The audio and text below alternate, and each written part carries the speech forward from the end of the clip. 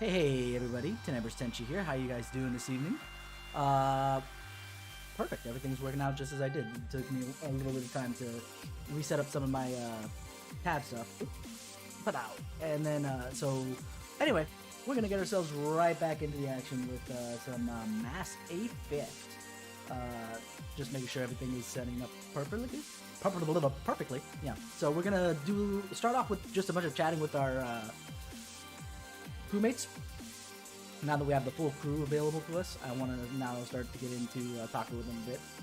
Try to remember the base setup for some of them, especially the more recurring ones, like Garrus and Tally.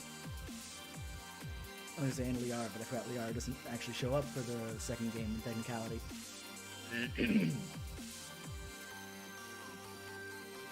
Yeah. I think Garrus and Tally are the only ones to show up for all three games. Because the second game, Liara and either Caden or Ashley don't do anything for you. They just kind of say, okay, I'm busy, essentially, to make it nice and straightforward.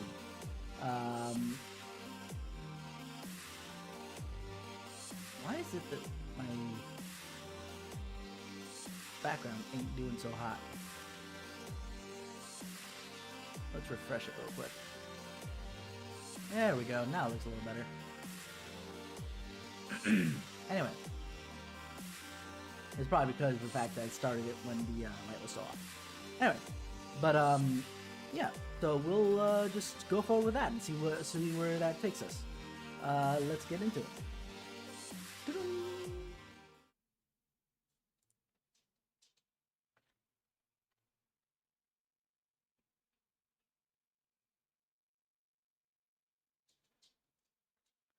Yeah, we're gonna talk with our one thing that it's not doing. There we go. It's a good thing nothing has happened yet. That's another thing I gotta make sure happens. So, who do we talk with first? Let's go talk with... Well, either way, I think the entirety of my crew is down below deck. You know, Joker notwithstanding. Well, I guess technically Joker. Anyway, let's start with Liara, since she's the newbie. Probably know the least about her. Oh, she's right on the other side, isn't she?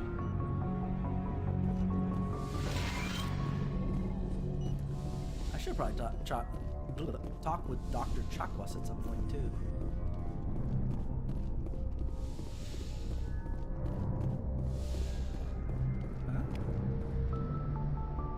This must be technically my bed now. This must be my office, considering that the captain wasn't here last time. Captain Anderson. So wait a second, where is Liara then?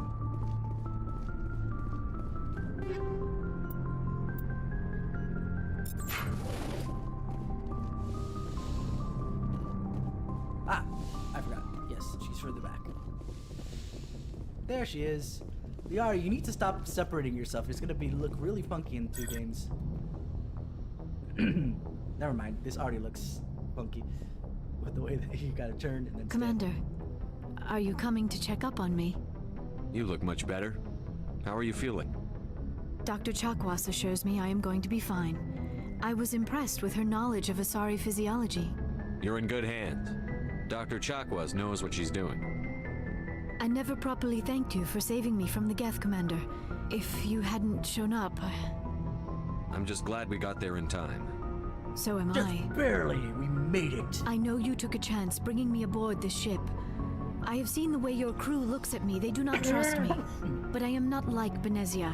I will do whatever I can to help you stop Saren. I promise. Don't worry, Liara. I trust you. I know you won't let me down. It means a lot to hear you say that, Commander. Thank you. Tell me about yourself, Liara. Me? I am afraid I am not very interesting, Commander. I spend most of my time on remote digs, unearthing mundane items buried in long-forgotten Prothean ruins. You must enjoy something about it. Just something. I love my work. Not so. Seeking out history's lost secrets has a special appeal for me. I don't know what to say You about were that. actually touched by working Prothean technology. That is why I find you so fascinating, Commander. Sounds like you want to dissect me in a lab somewhere. What? No, I did not mean to insinuate. I never meant to offend you, Shepard. I only meant that you would be an interesting specimen for an in-depth study. No, that's even worse. Liara's so cute in the early days. She gets a little jaded by the Shadow Broker stuff later, though. Calm down, Liara. I was only joking. Joking? Oh, by the goddess, how could I be so dense? You must think I am a complete and utter fool. Now you know why That I was a prefer to weird spend read. my time in the field with data disks and computers. To be fair, I this is always seem early to on say Liara. something embarrassing around other people. Please, just pretend this conversation never happened. I'm gonna keep an eye out for more of this kind of conversation going forward, because I'd love to embarrass her again, just for funsies. Do you know why Benezia joined up with Saren? I don't understand it. She was always outspoken about the need for the Asari to become more involved in shaping galactic events. Maybe she thought allying herself with Saren would somehow be for the greater good in the long run. At least I hope so. This hurts you, doesn't it? None of this makes any sense to me. I have not spoken to Benezia in many years, but I know her, and this was not like her. Something changed. I'd like to know more about the Asari. We were the first species to discover the Citadel. We were instrumental in forming the Council, considering how and we long-lived they always are, it doesn't strive to be the surprise me. voice of peaceful all. cooperation in galactic disputes. My people believe we are all part of a single galactic community. Each species contributes something to the greater whole. Although we seek to understand other species, it seems few of them seek to understand us. The galaxy is filled with rumors and misinformation ladies, about what my do you want? people. Like what? Most of the inaccuracies are centered around our mating rituals. My species is monogendered. Male and female I have knew no that real for meaning for us. playing it. We still require a partner to reproduce. This second parent, however, may be of any species and any gender. I don't understand.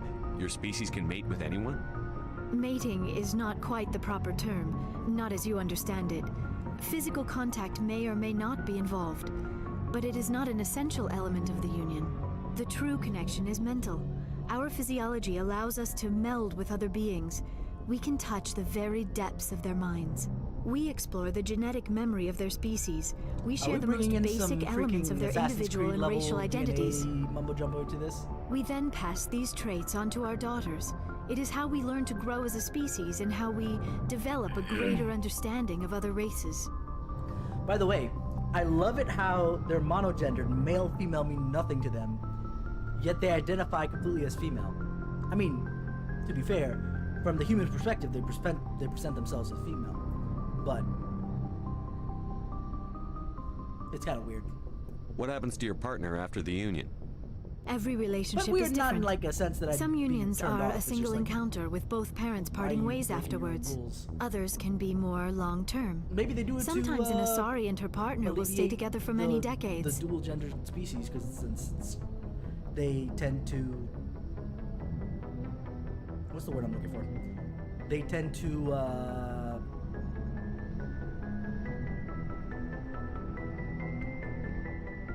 because like she was saying earlier, they seek to understand other species, but other species don't seem to want to understand them. The point being that they understand that most other species are at least dual gendered, right? Biologically speaking. So they, instead of trying to finagle a way around the gendered pronouns that are at the very least are in English, they just kind of say, how do we seem to you? Do we seem female or male? Well, you seem female. Okay, then we'll use female pronouns. Yeah. Do you know who Matriarch Benezia chose as her partner? She rarely spoke of her partner. Though I know my father, if you want to use that term, was another Asari. Benezia never told you her partner's name? Union with our own kind is no longer common, not for the purposes of reproduction. Most Asari believe it weakens our species. Asari daughters This is inherit interesting. racial traits from the father species. If both parents are Asari, then nothing has been gained. or so conventional wisdom would hold. I am what is sometimes called a pureblood, though no Asari would ever be cruel enough to say the word to my face. It is a great insult among my people. It is possible Benezia's partner was embarrassed by their union. So she may have been too ashamed to publicly acknowledge me as her offspring. You know? Like, most people are like all about being pure-blooded and don't mix with other species, but the Asari are literally the exact opposite of that. The Asari are like, you mix only with your own species? God, what is wrong with you? That's so backwards. So weird. So interesting. Maybe she wanted to meet you, but couldn't. Something could have happened to her. Maybe she passed away. You might be right. I hope you are. But I have no way to know for sure. Benezia never spoke of her partner. Whatever happened, it caused her too much pain to dwell on it. She raised me by herself, though that is not uncommon. Many Asari raise their children alone, particularly if the father species is short-lived. Often the partner will pass on long before the child reaches maturity.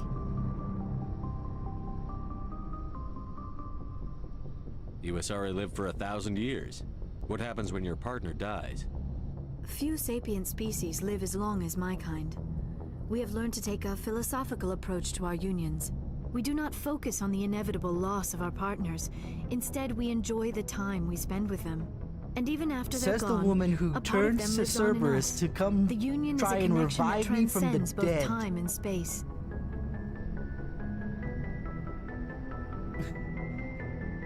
Either she learned something more by hanging out with us, or she just completely forgot about this point. But whatever. I think that's it. Yeah, because we've already... I should go. Goodbye, Shepard. So we talked with our new little girl, Asari. Let's go talk with Caden. What are you up to, buddy? God, all this walk-up animation for some of these are so unrealistic. Anything you need, Commander? Just trying to get a sense of where the crew's at. Thoughts? Is this an official evaluation, Commander? Or off the record? All right. Let's label it officially off the record. Got something on your mind? Straight up, there's something wrong with all of this. This Saren is looking for records on some kind of galactic extinction, but we can't get backup from the Council? Sorry, Commander. There's writing on the wall here, but someone isn't reading it. The more I look at Caden's model right now, it feels a lot different and probably a lot closer to what he ends up looking at, like, by Mass Effect 3. Hold on. The Council doesn't want to believe anything's wrong. I'd call it human nature, but... I hear you. It just seems like a group that's been around as long as the Council should see this coming.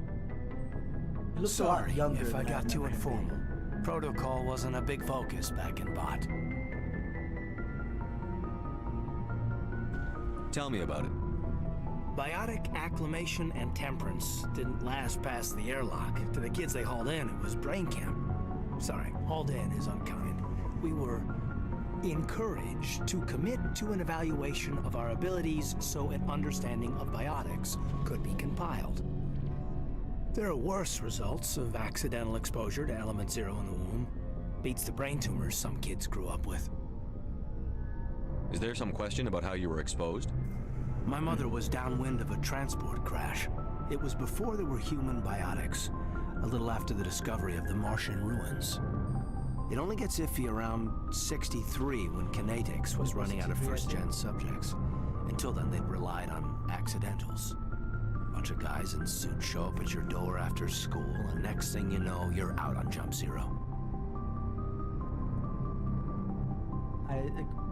As we got filled in by Dr. Shakwas, he's in L2. I'm assuming first gen is L1. Jump Zero is Gagarin Station, right? What's it like? Yeah, that's the official name. Biggest and farthest facility we had for decades. Right on the termination shock, the outer edge of the solar system. It's where they did all the Goose Chase FTL research before we caught on to using mass effect fields. It was a sterile research platform when I was there. You know of any intentional exposures for certain? No one knows. Doesn't mean they didn't happen. As big as the exposures were, it was hard to track down accidentals. It was different then. No one knew the potential, so there wasn't a lot of regulation. Anything Kinetics did was gold. I'm not saying they intentionally detonated drives over our outposts, but in retrospect, they were damn quick on the scene. Yeah, that's heavy. There were other kids in the same boat, right? At least you weren't alone out there. That's true. We did have a little circle that'd get together every night before lights out. We didn't have much to do, though. It was a research platform then, and Kinetics kept Jump Zero off the extranet to prevent leaks.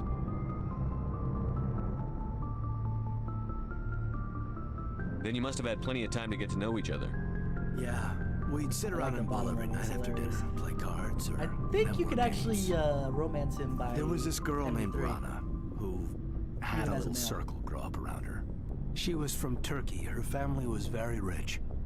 But she was smart and charming as hell. Beautiful, So, but you not could stuck up continue about like it. this. I think you'd have liked her. Are you proposing to set me up on a date with this? You'd have past tense. Sounds like she was special to you. She was. Maybe she felt the same. But But things never felt together. Training, you know. Jump Zero's a long way from home. What was it like? The grand gateway to humanity looks a lot better in the vids. But that's my own baggage, Commander. No bearing on this. Alenko, there's no regulation that says you can't be friends with your commander. I appreciate that, Commander. I just don't want you to think that I'm a whiner. I'm poking you. Besides, I've got my past squared away. Can I get another round? Anything you need, Commander? Just trying to get a sense of where the I've crew's at. wasted enough of your time for now, Commander. We'll have time We'll for... talk another time. Commander? Alright. Okay. I thought that since I had done one of the main story quests, I could have another round of conversations, but I guess not.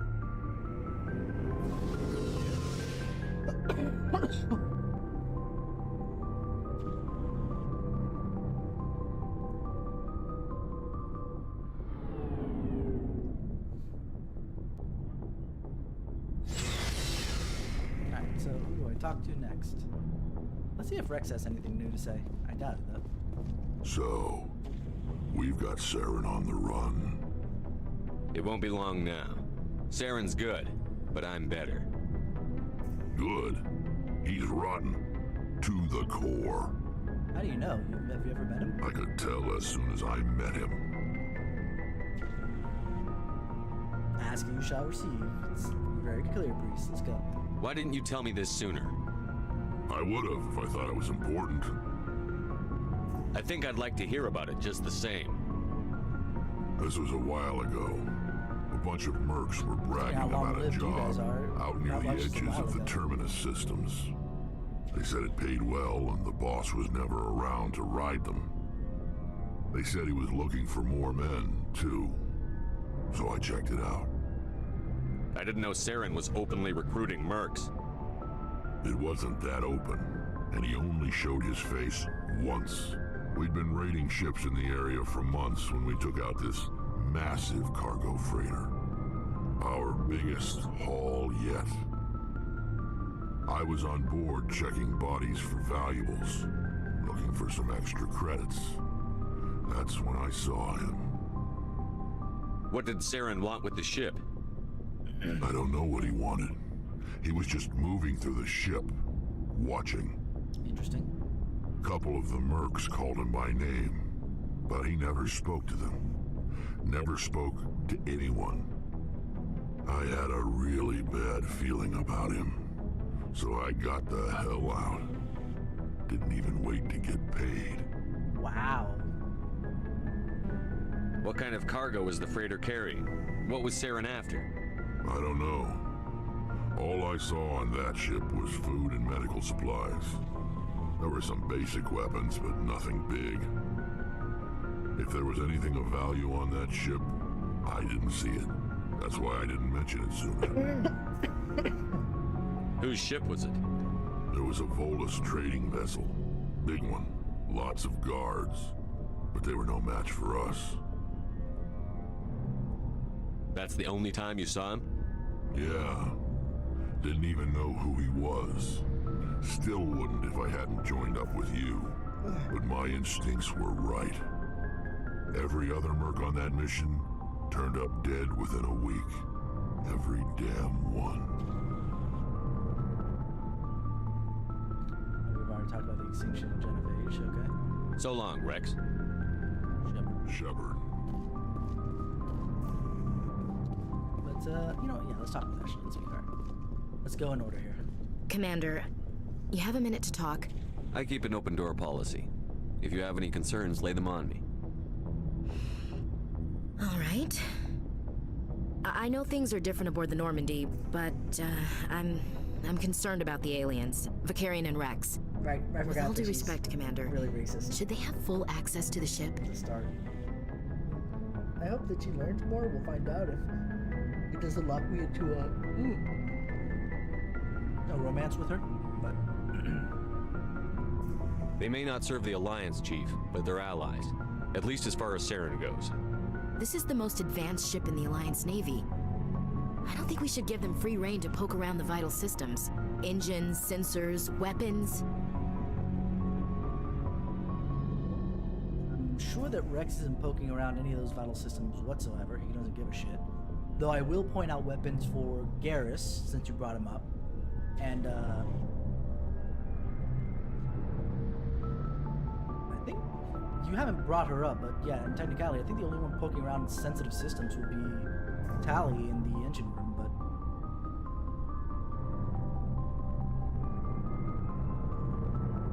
You don't trust the Alliance's allies? I'm not sure I'd call the Council races allies. Why not?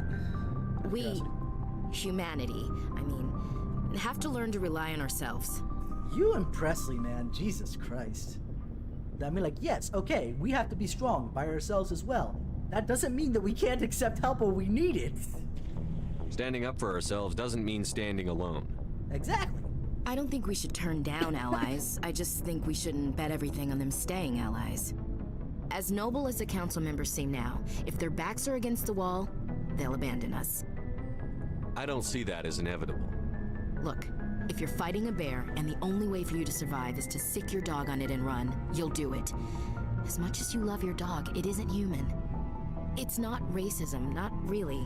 Yeah, Members it is. of their species will always be more important to them than humans are. It's not racist, but it is. The difference between your example and this one is that one could argue the sentience, or sapience, let's even go that far, because they're clearly sentient. The sapience of dogs.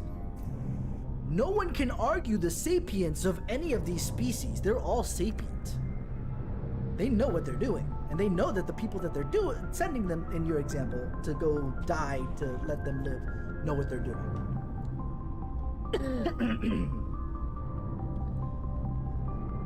What you're comparing this to is literally to how humanity is now compared to, 2040, whatever. Sorry, 24, whatever the year is, right? I think it's in 2500s, if I remember correctly.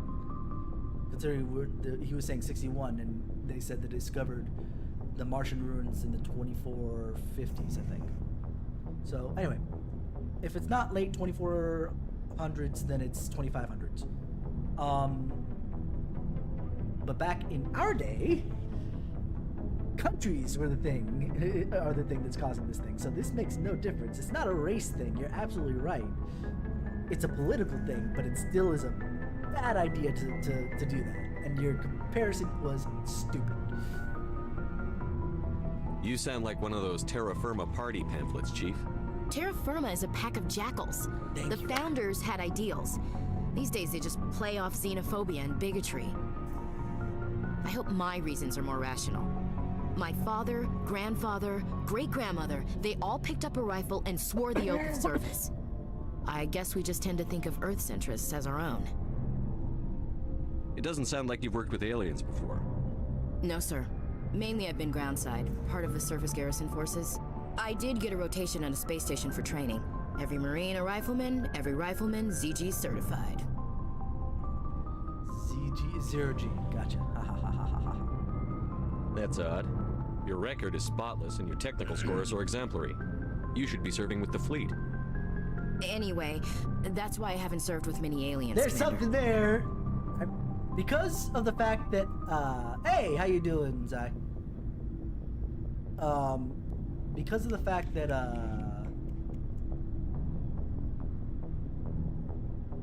oh my god, words are hard, man. Because of the fact that I always have Caden, I don't know that far into Ashley's history. At least I don't remember it as well as Caden's. I come from a military family too. My parents were both Navy. Anybody in your family we might know? Couldn't say, Commander. We probably have a lot in common. You join up to carry on the tradition? Mainly I wanted to serve. Protect the Alliance, save lives, you know. Glad to hear it. I'd hate to think you were out here for a free college education. I mean, that's fair. All right. I can see where your concerns are coming from, Williams. But this is a multilateral mission. You're going to have to work with aliens, like it or not. It won't be a problem, Commander. You say jump, I say how high. You tell me to kiss a Turian, I'll ask which cheek. I'm glad there won't be a problem. Anything else you need, Commander? What's your opinion on the last mission? Not sure I buy Dr. Tassoni's story about her and her mom not talking. They're family, right? Not everyone has a happy family life. I know, but I'm not gonna bet she's on our side just because Benezia didn't hug her enough. I'll keep an eye on her. Too bad those ruins got destroyed. I mean, they lasted thousands of years. That's impressive.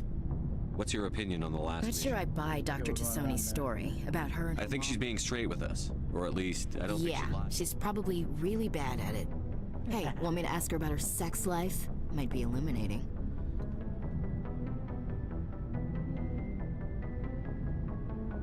I guess it's best that Ashley's the one who said that kind of stupid stuff more than anybody else. But, who the hell knows at this point? That's between you and her. Scuttlebutt says otherwise.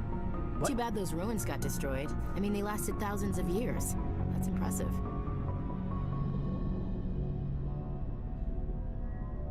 Wait, what? Who's talking about us? Okay, I need to go correct this like right now. Tally! We'll talk later, Williams. Looking forward to it, sir. Sorry, Garrus. We'll bromance later. Tally! Why does Scuttlebutt have anything to do with that right now? I just finished talking to her not too long ago. Holy crap. Tally! Well, first let me talk to, Engineer Hey, Adams on Commander, this. you know that Quarian, Tally? She's been spending all her time down here asking me about our engines. I'll tell her to leave you alone. What? No, she's amazing. I wish my guys were half as smart as she is. Give her a month on board and she'll know more about our engines than I do. She's got a real knack for technology, that one. I can see why you wanted her to come along. I figured she'd be a real asset to the team. You got an eye for Tally, Commander, but I'm guessing that's not why you came down here. Fill me in on the You're seeing IES stuff right stealth system. This I'm already How does it talking work about to exactly? him, you know? You can't hide a ship out in space. They emit too much heat and radiation, too easy for sensors to pick them up, unless you find a way to capture those emissions. So our stealth systems trap the energy we give off in storage sinks built into the ship itself. No emissions to give away our location. Eventually the sinks have to be vented. More than a few hours silent running and they overheat. Cook us inside our own hull. There's no way for anyone to detect us? A visual scan can still pick us up. Anyone looking out a window can see us plain as day. But you have to be pretty close to get an actual visual out in space. Most vessels This is what I rely love on about these scanners. stealth As long as the systems. They're so stealth good. systems are engaged, they can't see us. Not unless we accelerate to FTL speeds. Why doesn't it work with faster than light travel? Cranking up the FTL blue shifts our emissions, pushes them into frequencies too high to capture in the sinks. As soon as we make the jump, it's like setting off a flare. Sensors can pick up our location whenever we enter or exit FTL flight, but for short-range missions, our stealth systems are amazing, and we've got the only one. Right now, anyway. I want to know more about the Normandy. She's the best ship I've ever served on, probably the fastest vessel ever designed, and she's the only one using the new Tantalus drive core. What's so special about the Tantalus drive core? Proportionally, it's about twice the size of any other vessel. Not only are we faster, We can run at FTL speeds longer before we have to discharge the core. Where else have you served, Adams? If you name a class of Alliance ship, I've probably served on it. Everything from dreadnoughts and carriers right down to frigates like the Normandy. My last assignment was on the Tokyo, only a cruiser, but she was a good ship. Couldn't hold a candle to the Normandy, though. Carry on, Adams. Aye, aye. Nice, level up. Okay. Bets girl time. Let's go. Your ship's gonna amazing, save her for Shepard. last, but- I've never seen a drive core like this before. I can't believe you were able to fit it into a ship this small. I'm starting to understand why you humans have been so successful. I had no idea Alliance vessels were so advanced. The Normandy's a prototype. Cutting-edge technology. A month ago, I was patching a makeshift fuel line into a converted tug ship in the flotilla. Now, I'm sitting on board one of the most advanced vessels in Citadel space. I have to thank you again for bringing me along. Traveling on a vessel like this is a dream come true for me. I had no idea you found ship technology so interesting. It comes with She being a sounds like Quarian. so excited The about this. migrant to the point fleet that is the it's key like- to the survival of my people. Ships are our most valuable resource. But we don't have anything like this. We make do with cast-offs and second-hand equipment. We just try to keep them running for as long as we can. Some of the fleet's larger vessels date all the way back to our original flight from the Geth. I can't believe your fleet's still using ships that are 3 centuries old. They're constantly being repaired, modified, and refitted. They aren't pretty, but they work. Mostly. Mostly being We've keyword tried to there. make ourselves as independent as possible on the flotilla. Grow our own food, mine and process our own fuel. How do you mine on a But ship? some things Like, we growing your just own can't food make makes on our sense. own. Processing A food. patch to maintain the hull integrity requires raw materials we just don't have. That's why our pilgrimages are so important. Tell me about your people. Our lives aren't easy. Resources are scarce, and we are constantly on the move. Everything we do must in some way contribute to the continuation of the migrant fleet. There are 17 million Quarians in the flotilla, and each of us relies on the others for survival. The bonds among my people are strong. Unfortunately, we have had to surrender many of the freedoms and civil liberties other species take for granted. What kind of freedoms? Well, it's illegal for parents to have more than one child. I was actually thinking about If our population the grows birth too rate. much, it would strain our resources to their breaking point. Of course, we also can't allow our numbers to become too few. If our population is in decline, the rule against single births is temporarily repealed. In extreme cases of population decline, incentives are even offered to encourage multiple births, though the Conclave hasn't had to take such measures in nearly a century. That's your government. The Conclave is our civilian branch of government. Each ship can elect a representative to serve on the Conclave and make decisions that affect the fleet as a whole. On matters that affect an individual ship, however, the captain has the final say. It's a tradition that dates back to the early days, when the fleet was governed by martial law. Fortunately, most captains nowadays are smart enough to have an elected council from their crew to give them advice and guidance. So the This is ultimate power really rests interesting. with I elected really like officials. the history of In all these alien practice, species. the Very Conclave and well the done. respective council for each ship tend to set the rules that govern our daily lives. But in theory, we are still under military jurisdiction. The 5 top-ranking military officials in the fleet It does serve on the it Admiralty does. Board. It has the slower These pace. 5 have the power of to any overrule one, for any sure. decision by They the Conclave bumped it in up a case little of bit, but not emergency. that much. To do so requires unanimous agreement among the Admiralty, and they can only do this once. After that, the entire board must resign their posts. It's a safeguard that served us well. In nearly 3 centuries, the Admiralty Board has only overruled the Conclave 4 times. We get to see the Admiralty Board in ME2, right? Yeah, that's ME2. All right. Let's I talk want to know more about the talk pilgrimage. Geth. When my people reach maturity, we leave our birth ships and seek acceptance with a new crew. When you're asking it's the question, does necessary it to feel maintain like genetic diversity visually? You're among right. the fleet. Visually, it feels more like either ME2 or But ME3. no ship wants to accept for sure. someone who will be a burden But the thing is, the on them. gameplay So, and the to story prove our worth, beats, we it still embark on feels a very pilgrimage. ME1 because it's a lot We set more out alone, slower leaving paced the flotilla and our it's families behind us. plodding in places. We only in spaces. return once we have found something of value we can bring back to the fleet. This is presented all as a these different- gift to the captain There's of actually the very few respective main ship story we wish quests to and a join. shit ton of side quests. If the gift is accepted, we are welcomed into the crew. Can a captain choose to reject the gift? That doesn't happen often. Most captains are eager to increase the size of their crew. It increases their What about own saving? standing Loading, in I our guess. Loading society. screens, yeah. Even when a gift is not particularly valuable, I will say that the I think captain they usually improved like the accepts it aiming out bit of a because sense I'm of not tradition. struggling as much as I used However, to with there is the a stigma to presenting a substandard the sniper gift. rifle with It's not no the best stats way in it. to make a good impression on a new community. Most pilgrims don't return until they find something worthwhile. I want to talk about something else. Like what? Like you. I mean, sorry, that's not until next game. Dang it. Anyway, I want to know more about the Geth. I doubt I can tell you anything you don't already know. It's been almost 3 centuries since they drove my people into exile. All I know is the story of their origins, what they were when we created them, and how they turned on us. Interesting. The Geth were originally created to serve as an automated manual labor force. Initially, their intelligence was as limited as any VI. Over time, we made small modifications to their programming to allow them to perform more varied and complex tasks, bringing them closer and closer to true AI status. How come the Council didn't step in and stop you? This wasn't true AI research.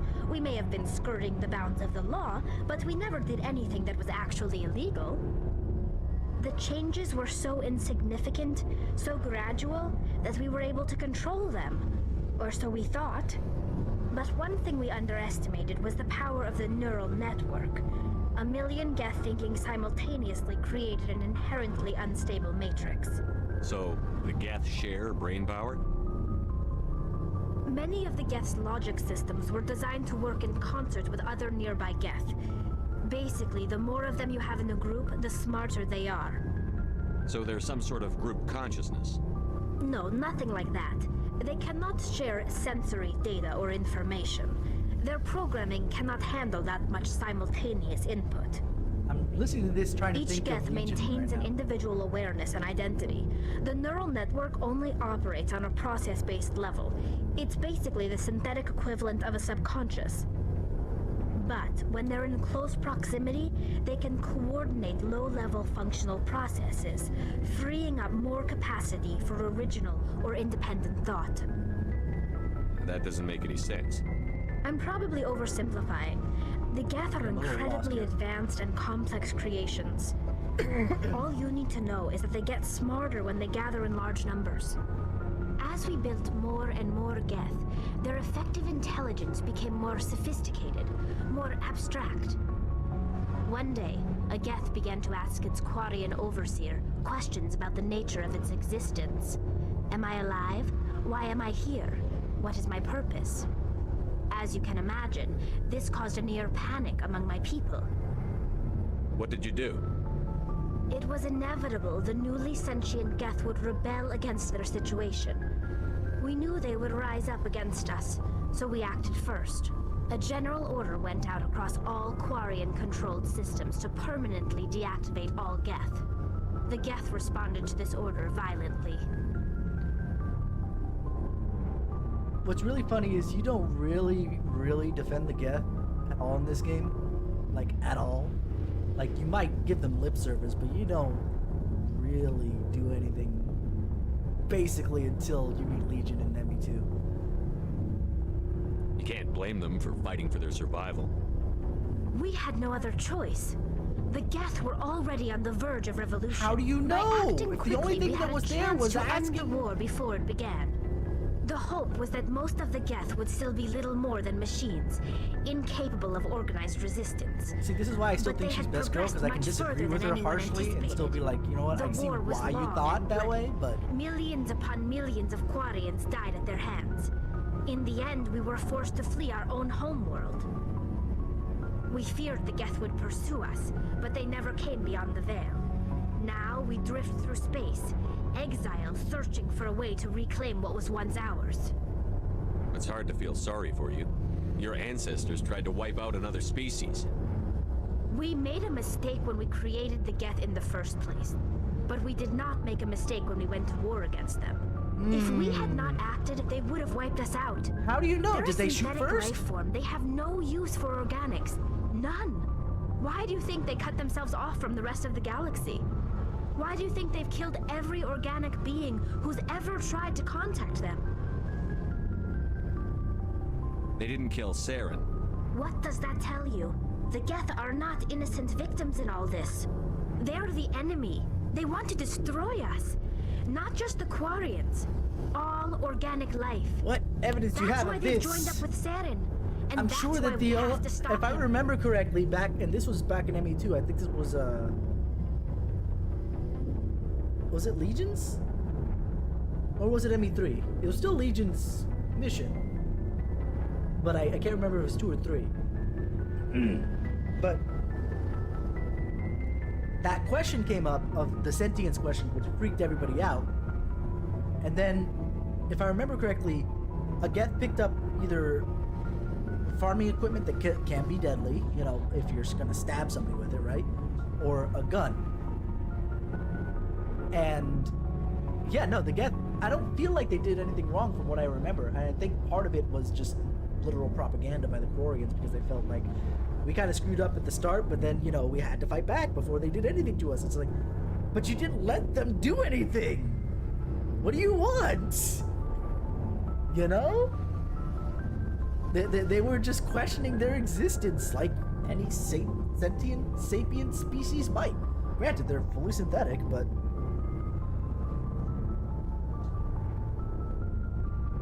And you question why, all organic life thing. Tell me of any organic life that's been to, oh, I forgot the name of the homeworld of the Quarians. But, to the Quarian homeworld, not decked out entirely militarily to prepare for this thing that's gonna come and kill them, and then of course they feel threatened and they're gonna come and kill you. The end. You know? I won't say they did nothing wrong, because after the first shot they could have, especially with the fact that they don't quite die when the suit that they're in, you know, goes offline. They just kind of transfer themselves to another part of the neural network. They could have continued to try to negotiate, but they didn't. After the first shot was fired by the Quarians, they decided to run.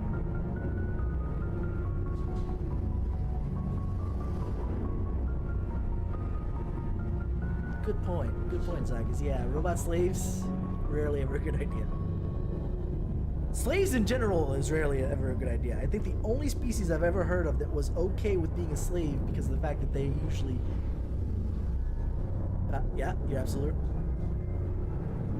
Do they have that in the Disney universe? I know they did have that in the classic expanded universe.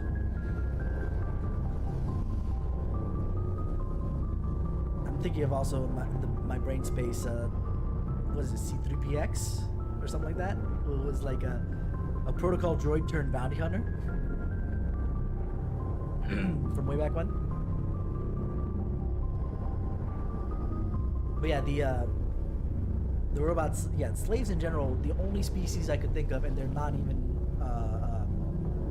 synthetic, they're actually biological, are the Orions from Star Trek. Okay, the droid rebellions are still canon? Okay. But in Star Trek, the Orions, I believe, they don't mind being sold into slavery, especially the women, just because they tend to be very persuasive with a lot of other means that the people that own them. It becomes a very symbiotic relationship at that point, rather than a master-slave one. But that's the exception, not the rule. Slavery usually is never a good idea. Because at some point, so long as the species that you're enslaving can or does have sapience, they will start planning on how to get out of that shithole you put them in. I should go. See you later. Alright, let's go talk to Garrus. Let's start the bromance. Garrus, my buddy, my pal. How are the guns, man? Commander, nice work out there. I knew working with a Spectre would be better than life at CSEC. Why don't you become a Spectre yourself? Have you worked with a Spectre before? Well, no, but I know what they're like. Spectres make their own rules. You're free to handle things your way. At CSEC, It's you're so very weird to violent. see Garrus So without damn scars on bureaucrats his are always face. Oh on my your god. back. Or a bandage. For the most part, the rules are there for a reason. Maybe. But sometimes it feels like the rules are only there to stop me from doing my work. If I'm trying to take down a suspect, it shouldn't matter how I do it, as long as I do it.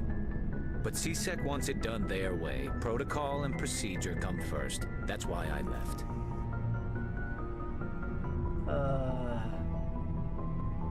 And this leads up to the Archangel bit in ME2. But anyway, there's reasons for procedure, and it. Well, if your wording for take down a suspect is they're already basically, you know, you're issuing the arrest warrant and the suspect's basically resisting. It shouldn't matter how I take down the suspect. It's, you know, that I do. Now we're talking a little bit more up in the air stuff.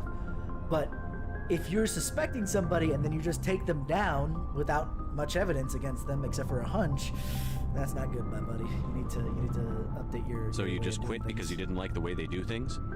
There's more to it than that. It didn't start out bad, but as I rose in ranks, I got saddled with more and more red tape. CSEC's handling of Saren was typical. I just couldn't take it anymore. I hate leaving. I hope you made the right choice. I'd hate for you to regret it later. Well, that's sort of why I teamed up with you. It's a chance for me to get off the Citadel, see how things are done outside CSEC. Either way, I plan to make the most of this. And without CSEC headquarters looking over my shoulder, well, maybe I can get the job done my way for a change. If getting the job done means endangering innocent people, then no. We get the job done right, not fast. Got it? I wasn't trying to. I understand, Commander. Commander, how are you? Why did you want to be a CSEC officer in the first Yay, place? more information. I should go back to Dali. That's a good if question. Something popped up here. There were several reasons, I guess. Like what? Probably the same as most officers. I wanted to fight injustice, wanted to help people. I guess my father had something to do with it too. He was CSEC, one of the best. I grew up hearing about his accomplishments or seeing his picture on the vids after a big arrest. He's taking my resignation pretty hard. He's not impressed that you're going after Saren? My father's a CSEC man to the bone. Do things right or don't do them at all, he says. He thinks I'm being too rash, too impatient. He's worried I'll become just like Saren. He actually talked me out of becoming a Spectre when I was younger, for the same reasons. You were asked to be a Spectre? Well, I was targeted as a possible Spectre candidate. Me and about Interesting, I forgot 1,000 about other this bit. Turian military recruits. I could have received special training, but my father didn't like it. He despises the Spectres. He hates the idea of someone having unlimited power with no accountability. He wouldn't like you, Commander. No offense. I suppose I can understand his concern. You can.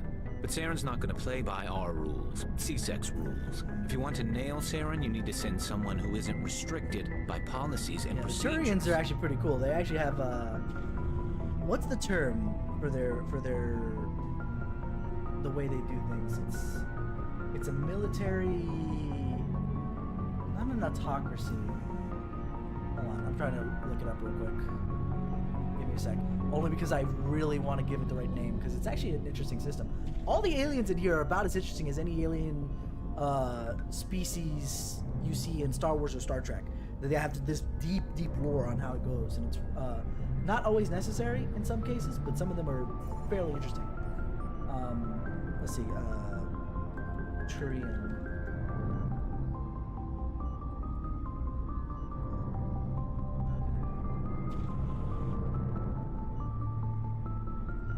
Turian culture.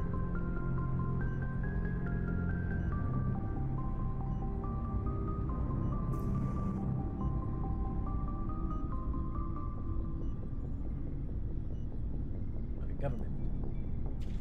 Turian hierarchy. Aha! A meritocracy. It's a meritocracy. So basically, you do good things, you get, you get up higher in the ranks. But if, you don't do nothing, you don't do nothing, and you kind of sit there and squalor. Anyway. Just because you can break the rules doesn't mean you should. I don't need to stoop to Saren's level to stop him. And neither do you, Garrus. I see what you mean, but I'll think about it. I do see what Garrus means too. It's just that I don't have in typical BioWare fashion. It's either you're absolutely right, I don't need to play by the rules, or no, we have to follow the rules as far as we can. There's no like this middle ground of like there's some rules I can fudge. It's fine. Let me go talk to Tally again, since Rex had something new. Garrus had something new. I'm gonna go talk to Tally to see if she has another thing. Hey, Shepard. Do you need something? I should go. See you later. I wonder why they would have thought, like, it's interesting that Tally was never a romantic interest in the first game. Yet they put her in the second game, and it's only been like a year difference. I think at most.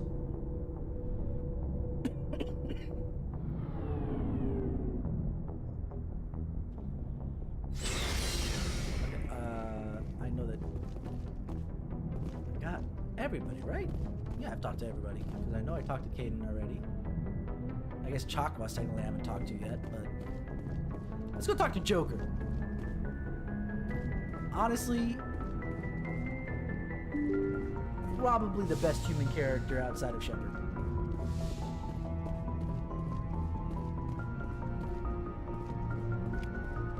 And I know that Sho likes Joker a lot for a particular reason too.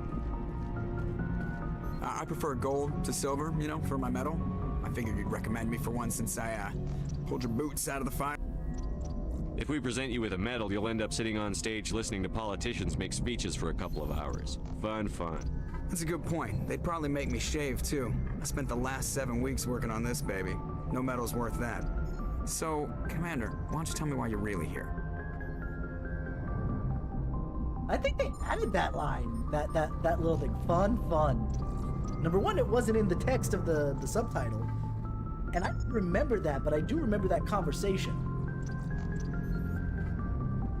I like to know my crew. Mind if I ask you a few questions? I can see where this is going. You did a background check on me, didn't you? Well, I'll tell you the same thing I told the captain. You want me as your pilot. I'm not good. I'm not even great. I am the best damn helmsman in the Alliance fleet. Top of my class in flight school, I earned that. All those commendations in my file, I earned every single one. Those weren't given to me as charity for my disease. I'm sorry, Joker. I didn't even know you were sick. You mean you didn't know? Oh, crap.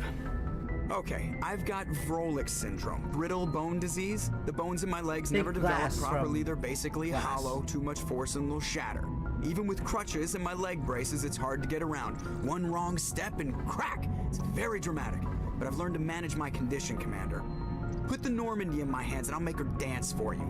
Just don't ask me to get up and dance unless, you like the sound of snapping shin bones. Why does everyone call you Joker? It's a lot shorter than saying Alliance Flight Lieutenant Jeff Moreau.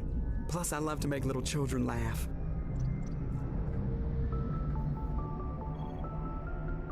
Yeah. That charity line, exactly. If nothing else, I know that Jeff is your favorite character just because of the way he treats his own disability.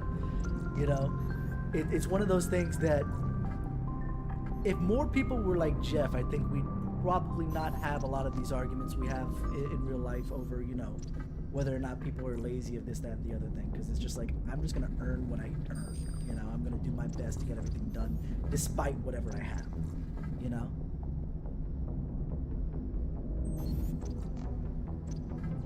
Like I love I love the, and by the way, that is Seth Green, in case you're wondering, Zai. That is Seth Green doing the voice. Seth Green's read on that. He goes, top of my class in flight school, I earned that. The way he reads that is just so, he's got all that passion of somebody who's tired of people saying like, are you sure you didn't get it because of your disease and you know, getting a charity little handout? No, I fucking earned that. Get off my goddamn back. I was just thinking how much you remind me of Santa Claus. Look, I didn't pick the name.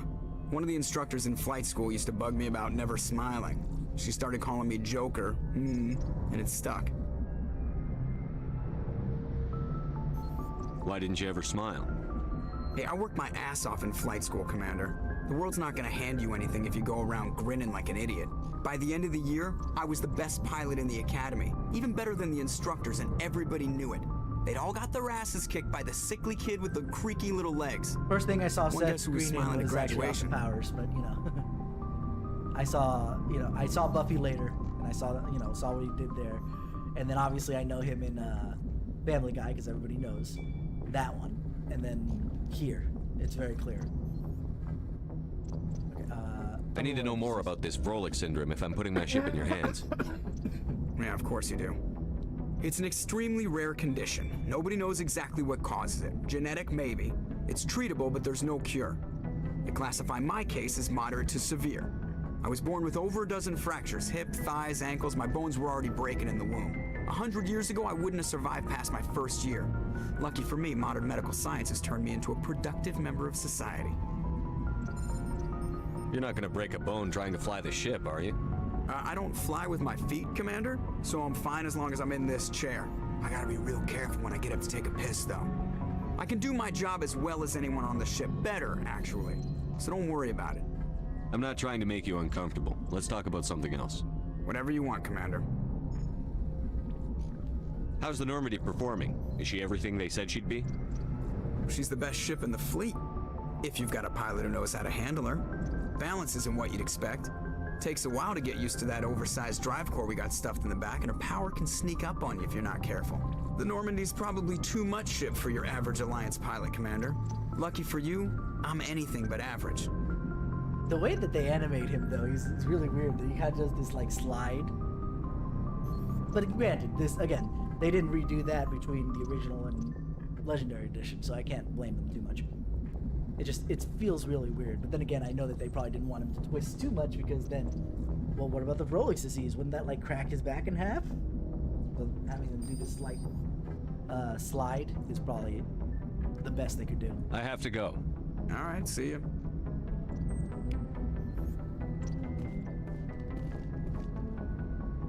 Oh, that's right. I leveled up. What should I put my stats in?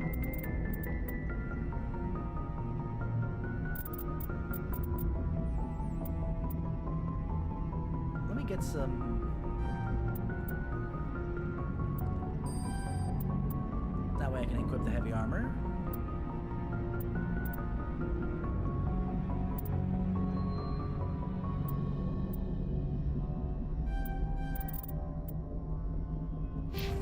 And of course I'll level up my other people later on.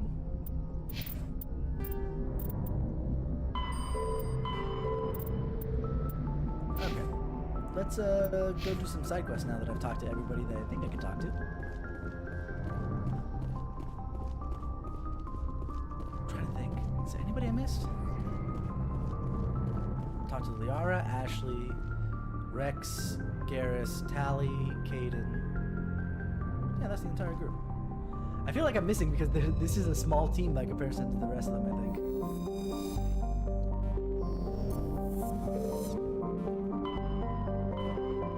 Alright, so, yeah, I guess we'll go over here.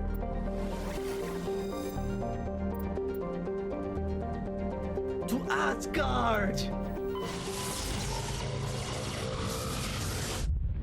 taking the Rainbow Bridge.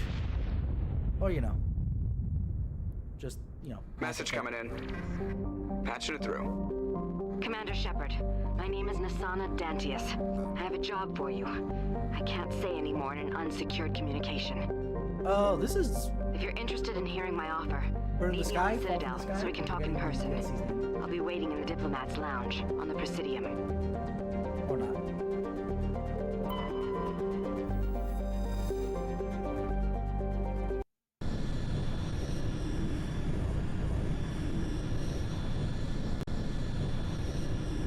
I gotta say, I think I might like the SR1 better than the SR2, even though the SR2's got a lot of cool features on it. So take Tally and... I can't. I have to take, even though this kind of like, I have no biotics here, I really don't care. I love Garrus. What do we got? Oh yeah, this is Bring Down the Sky. Yep. Status. Sensors reveal 3 fusion torches propelling asteroid X-57. Thanks, Edie. I mean, sorry. At its current rate of acceleration, the asteroid will collide with Terra Nova in approximately 4 hours. Analysis. Torches must be disabled to cease the acceleration. Hello. I heard your transmission. Can you hear me? Haven't found me yet, but Only I can't DLC talk for long. this game, by the way. As far as content, Shut down the you know, fusion torches. other missions. I'm going to die. God, I hope you're hearing this. Honestly, this was a real good DLC. And it has some payoff in Mass Effect 3, by the way. So... And on an uncharted world. I'm fairly certain that this is not uncharted.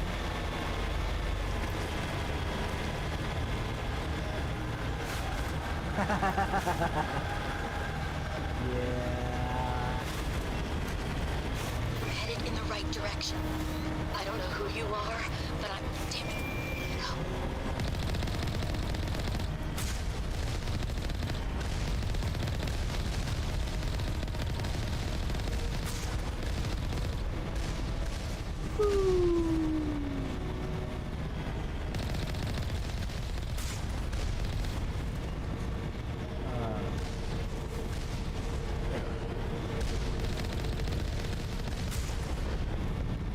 The only reason I'm good at these shows is because this Mako handles so much better than it used to. Did I just see another rocket from somewhere? It's coming from over there, isn't it?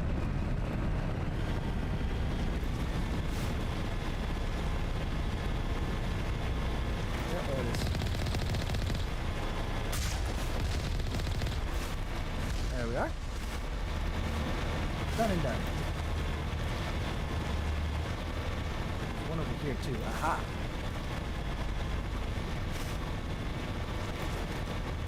These are automatic turrets, by the way.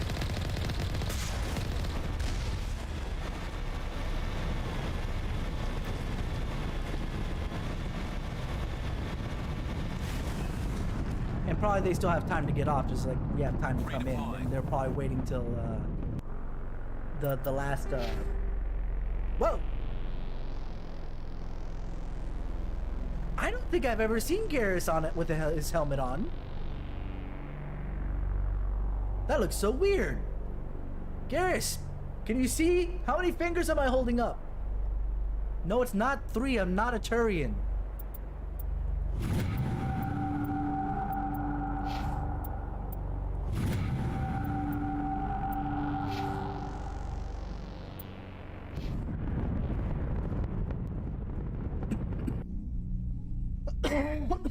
So they're probably waiting till the last second before they bounce. I mean, like, these guys are Batarian.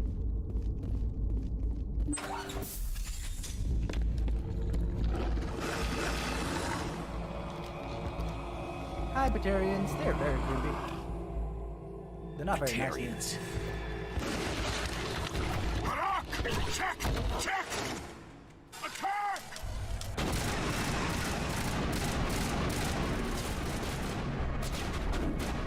Release the Baron! That's not what I meant to do. I guess I have this already.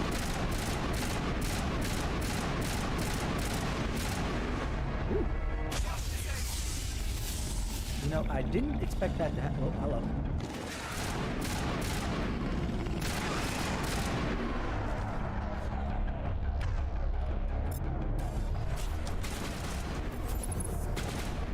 Come on out, buddy.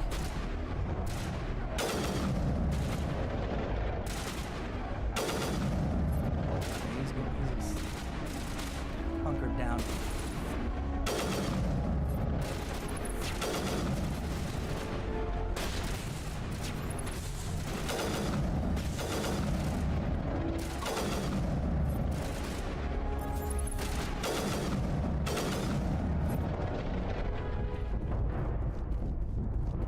Negative contacts. Garrus, are you okay, buddy? Midigil deployed. There we go. That was a weird way to pronounce Medigel, by the way. Medigel deployed. Grenades! I keep forgetting grenades are a thing. Yeah, they kind of are. Turrets on the whole are that way. But, like I said, I dealt with the Mako when it was actually hard to drive. This is actually a cakewalk now.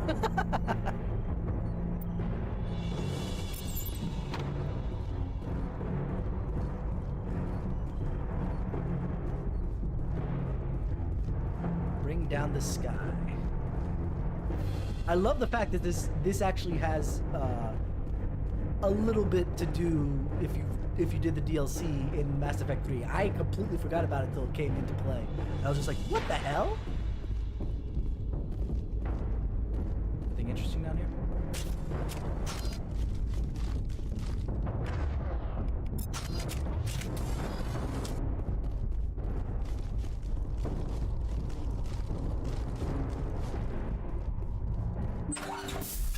I said side quest, but I guess we're gonna do a DLC campaign entirely.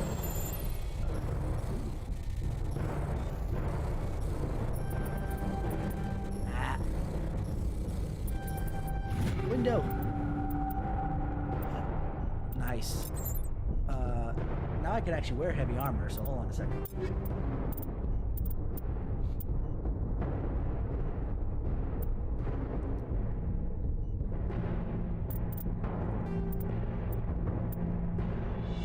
Oh yeah.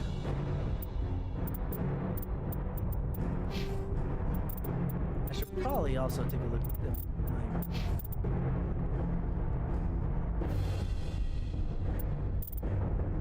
You can't wear medium armor yet, I guess. I'll keep it like that. Alright.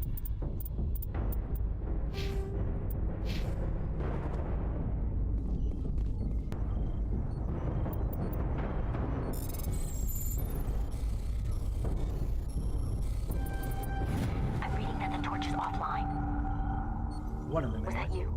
Can you hear me? Who are you? What's going on? My name's Kate Bowman. I'm an engineer. I was part of the team assigned to bring this asteroid to Terra Nova. We were attacked yesterday by Batarian extremists. I've been hiding since they arrived.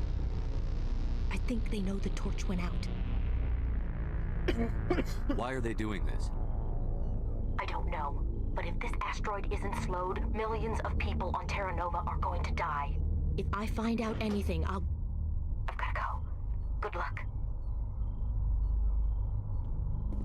Alright. Next torch.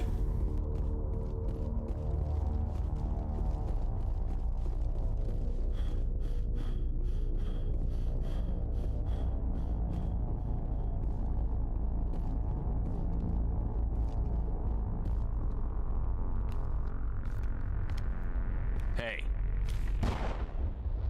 Oh God. I didn't mean to... Are you hurt? Takes more than that one shot to bring me down. Sorry. I didn't even realize you were human until... Well... Guess I'm not much of a soldier. I know you're scared, but I'm here to help. Commander Shepard, with the Alliance. Simon Atwell. I'm the chief engineer on this rock. Listen, we don't have much time. The Batarians fired up the fusion torches. You've got to shut them down before we hit Terra Nova. There are 4 million people down there, Shepard. My family. They live in Aronis, my kids and grandkids. Nice communities, good schools. I don't have time to do the math in my head. What happens if we don't stop this rock? X-57 is 22 kilometers long, twice the size of the asteroid that wiped out the Earth's dinosaurs.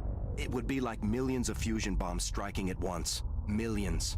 The heat of the blast. 1,000 kilometers away, clothes will ignite. There'll be global wildfires. Air shock will flatten everything for hundreds of kilometers. Terra Nova will die, Shepard. Not just our colony, the planet. There'll be a climate shift, mass extinctions. The ecosystem won't recover for thousands of years. Millions, maybe. I think they put this option here for people who are not that bright. Just it passing through the atmosphere is going to cause half the stuff that he just described. Hitting the water would make no difference. Beyond the fact of, you know, tsunamis. Is there any chance it'll land in the oceans? That would be even worse. Tsunamis would sweep inland Just at hundreds of there. kilometers per hour. Millions of tons of water would be vaporized at the point of impact. Global cloud coverage. The plants could all die, and if they go, the whole ecosystem rolls over. I'd have to run the numbers, but take my word for it, it'd be bad. This doesn't make any sense. Batarians run criminal gangs. Unethical, but profitable. They don't destroy worlds. What does this gain them? I've heard all the stories.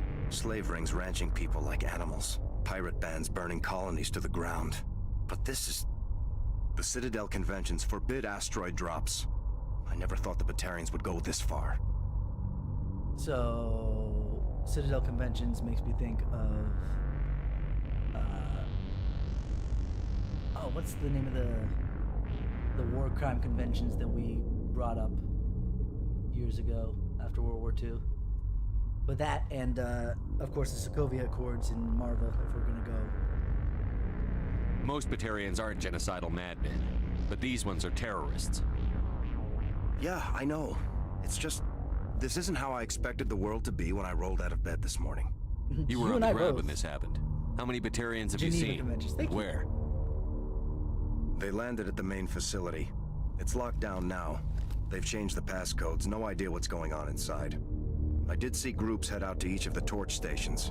Couldn't say how many, though. Enough to give you a fight. Any idea who's behind this? Who's leading them? That might provide a clue. I heard a couple of them talking. They mentioned a Balak. It sounded like he's the one in charge. They didn't seem convinced this was a good idea, but they were scared of the guy. Scared enough to do what he wanted. So, I need to shoot him through the head. Batarians everywhere, and I need to shut down all 3 torches. Anything else I should know? One of the torches is surrounded by live blasting caps. We were set up to excavate when we arrived at Terra Nova. I rigged them with proximity detectors. That tank of yours will set them off, so you'll have to go in on foot. Even then, they'll explode if you get too close. Just go slow and easy. You should be fine. You set them up. Can you Not from here. No. There are manual controls by the entrance to the torch facility inside the blast zone. You can disarm the caps there. One last thing. I had a crew working off-site when the attack hit. I'm worried about them. These Batarians are ruthless. I saw them smash the faceplates of guys working vacuum. And those Varen, I don't think they always wait for a corpse before feeding. Any idea where I can find them? They were running checks on our perimeter equipment. Easiest thing would be to tap into the transmission tower out on the surface. The equipment stations will show up on your sensors. I'll look for them, but the torches have to be my priority. Yeah, you're right. Saving Terra Nova is more important than my team. There were a bunch of engineers over at the main facility, but they're probably all dead. That or being held hostage by the Batarians. A woman named Kate Bowman contacted me. The Batarians haven't found her yet. Katie's alive? She's one of my best engineers. She signed on with her brother, Aaron, I think his name is. He's part of the security detail. I hope they're okay. You know what? You'd better find a good place to hide. If the Batarians come back and find you... Yeah. I think I'll make myself.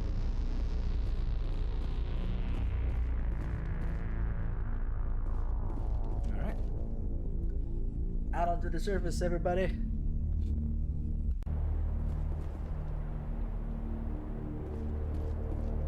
Get into the Mako.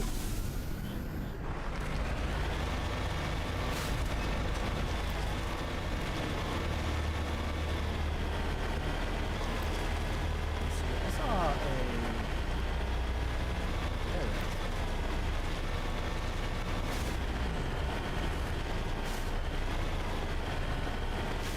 hear me? Getting all kinds of interference. Jams. Sorry. There's a lot of feedback. See if I can fix it. In the meantime, just keep doing...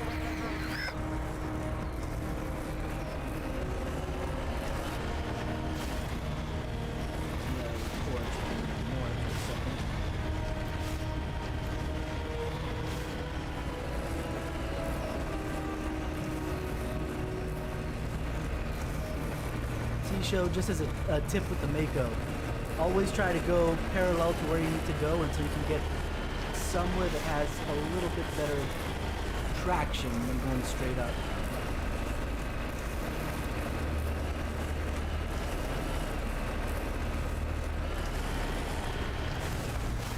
Cha-chang!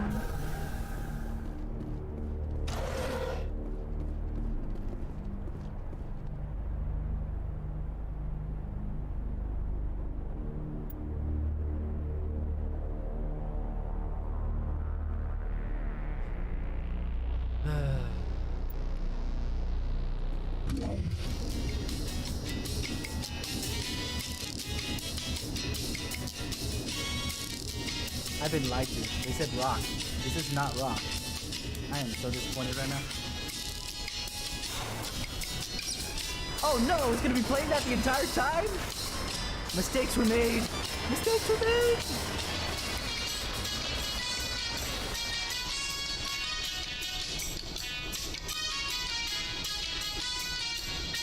Okay, so this one seems to have the blasting cap, so I can kind of see it from here.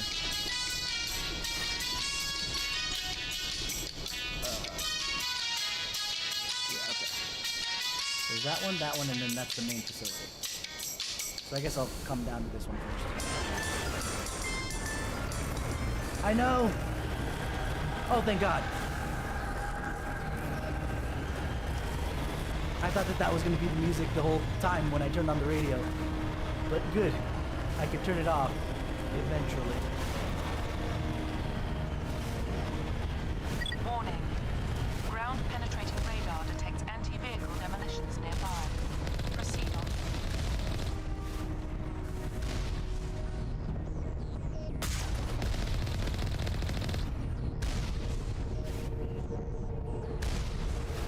Since that's outside the range of the anti-vehicle demolitions. But out. Warning. Yes, Ground yes, yes, yes. penetrating radar detects anti-vehicle demolitions nearby. Proceed on foot.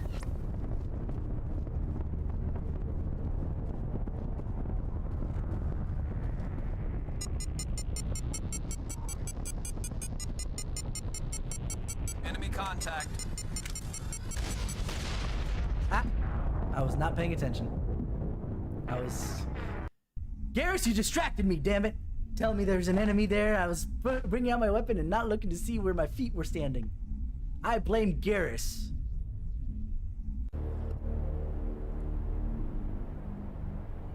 Oh no.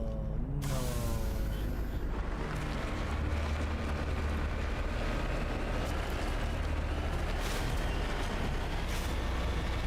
Alright, let's do this again. Meta-jump would definitely help. Hear me? Getting all kinds of interference. Jams. Sorry. There's a lot of feedback. See if I can fix it. In the meantime, just keep doing...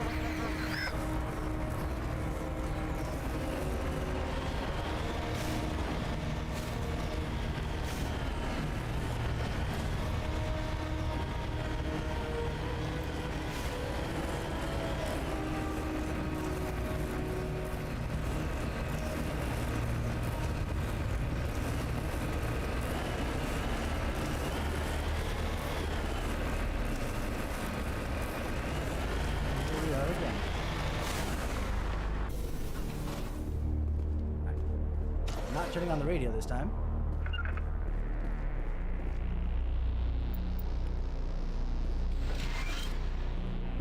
Alright. Hop in the vehicle.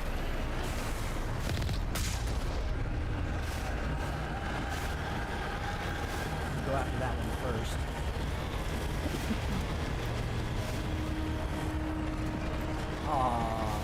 I miss the barrel rolls.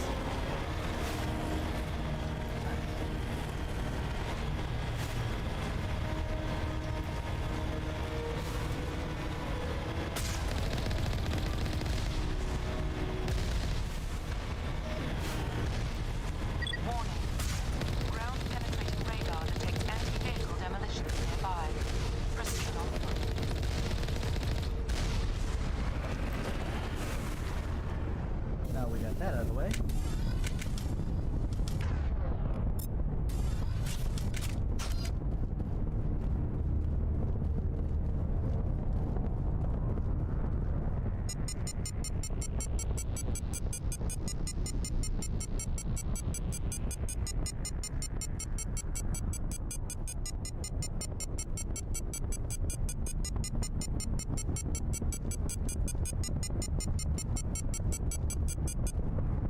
Wish the proximity detection would actually be in the direction. Oh, I see it now.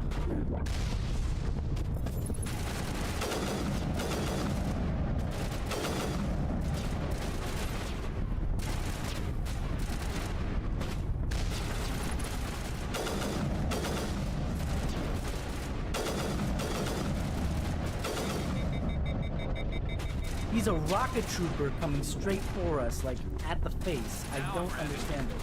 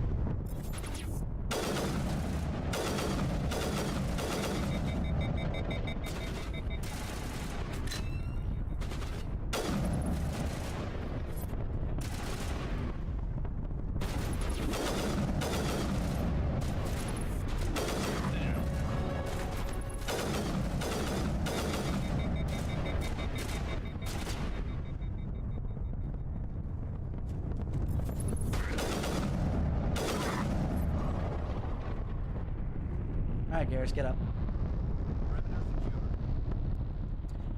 Perimeter secure, he says. I'm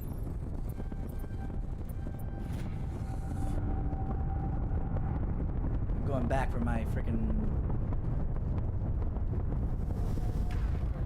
car real quick.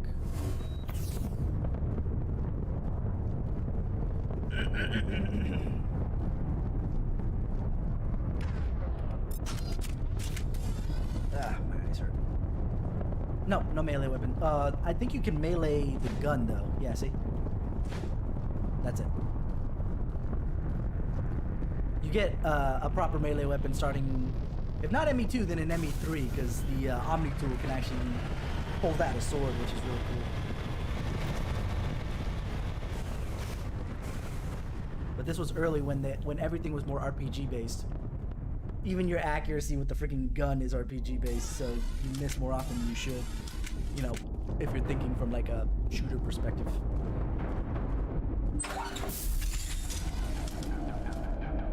Alliance military!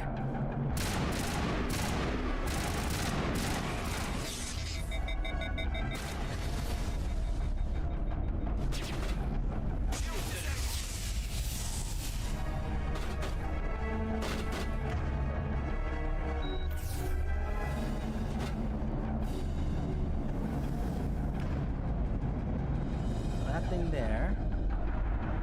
No, I want the thing above it. Actually.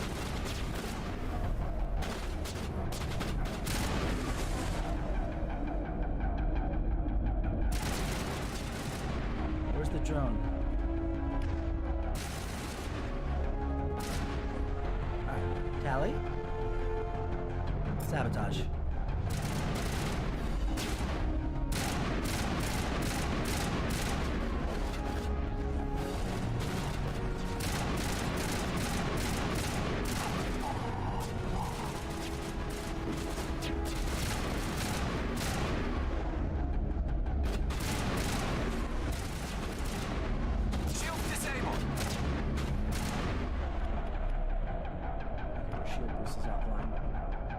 Yeah,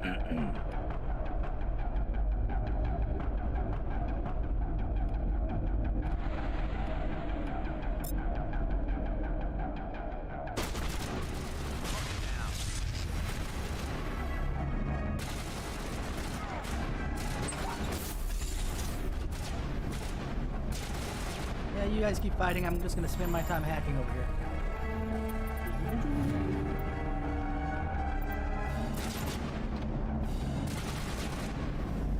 They're all above us. Ooh. Oh, hello.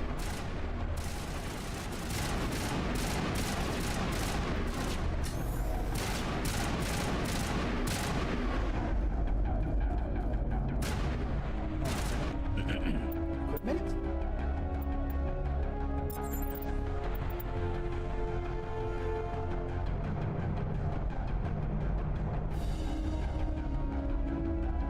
I like. Even with the lower accuracy rating, I'll take it.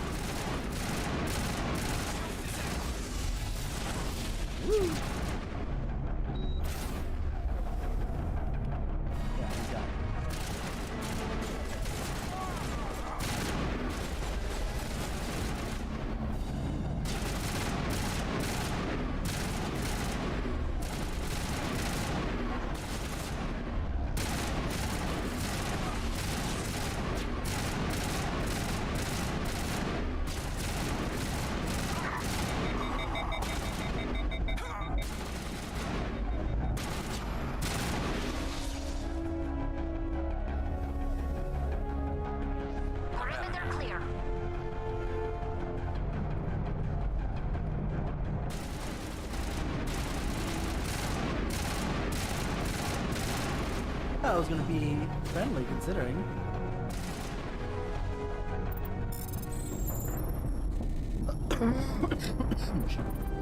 Ah, shoot. No!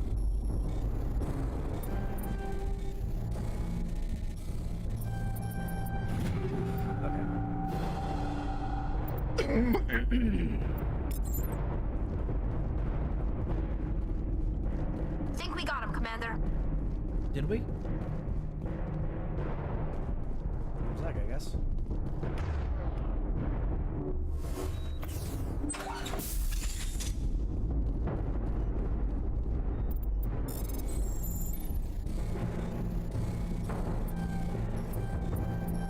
Are you there?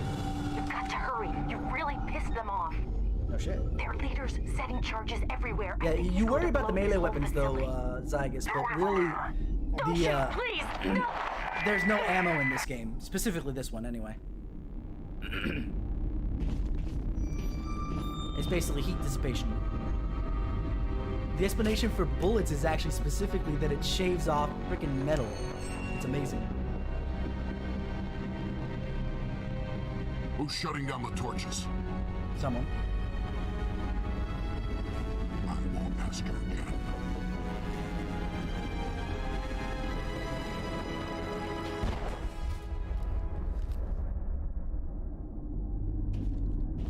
Find this problem and deal with it. Get her out of here! Well, time to go kill things.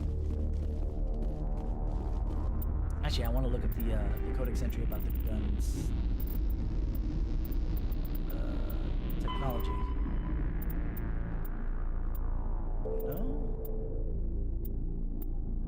Ah, weapons. Not quite.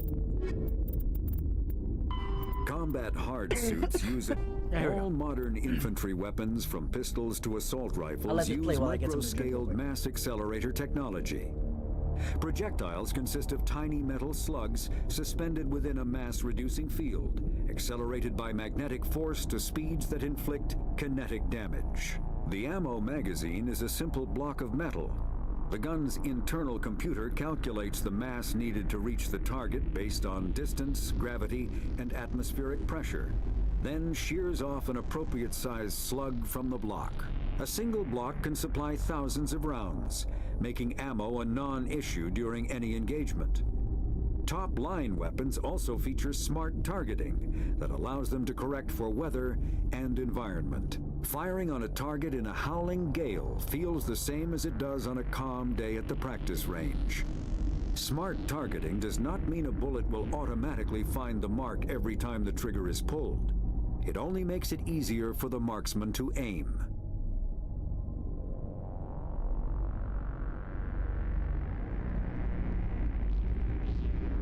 Found that to be the most interesting bit of lore.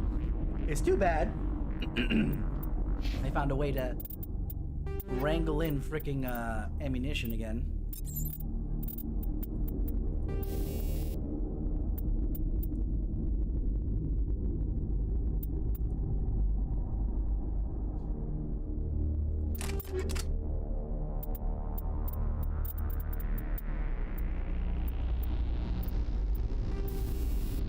Oh, that's against synthetics. What am I doing? Cryo rounds.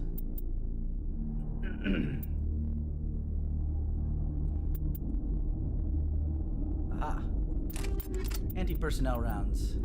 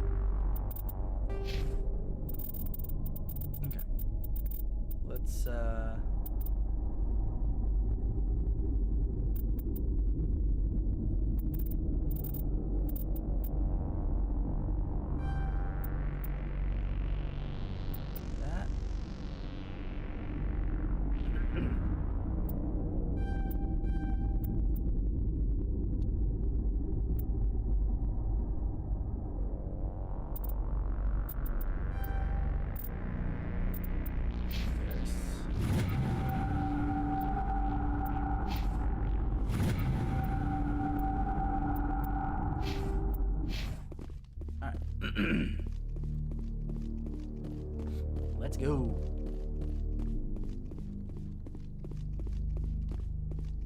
One more torch to go. I love how they call them torches. They're giant engines.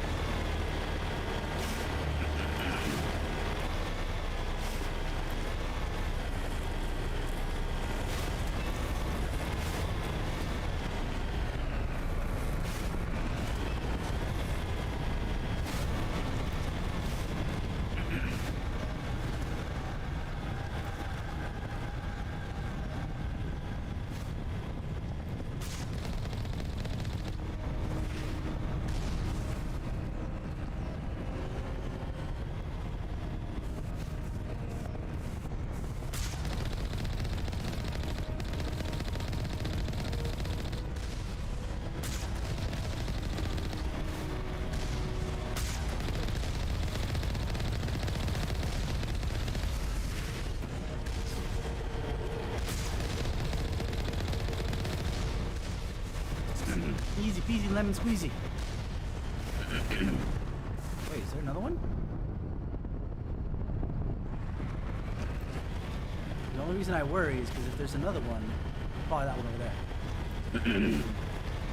Those rockets can take me out real easily if I'm not in the Mako. Alright. Bob's your uncle. Alright.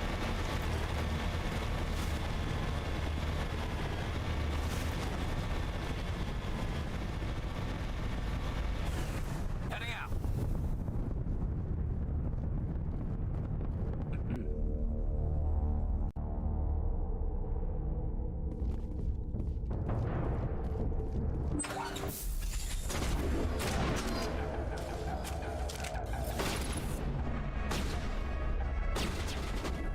Release the Baron!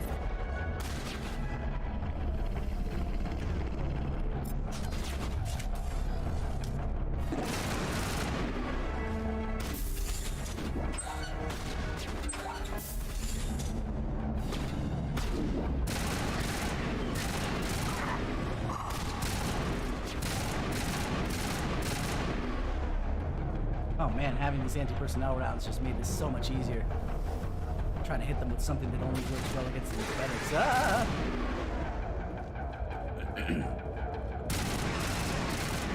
Moonwalking Baron! I always knew it would come to this.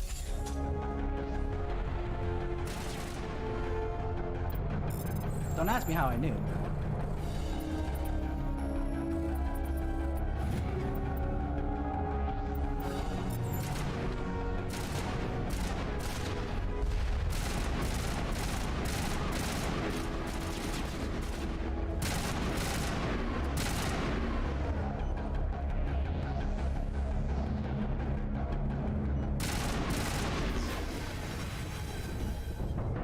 Vaporized. Ugh, I love All it. targets down. Oh, I'm poisoned.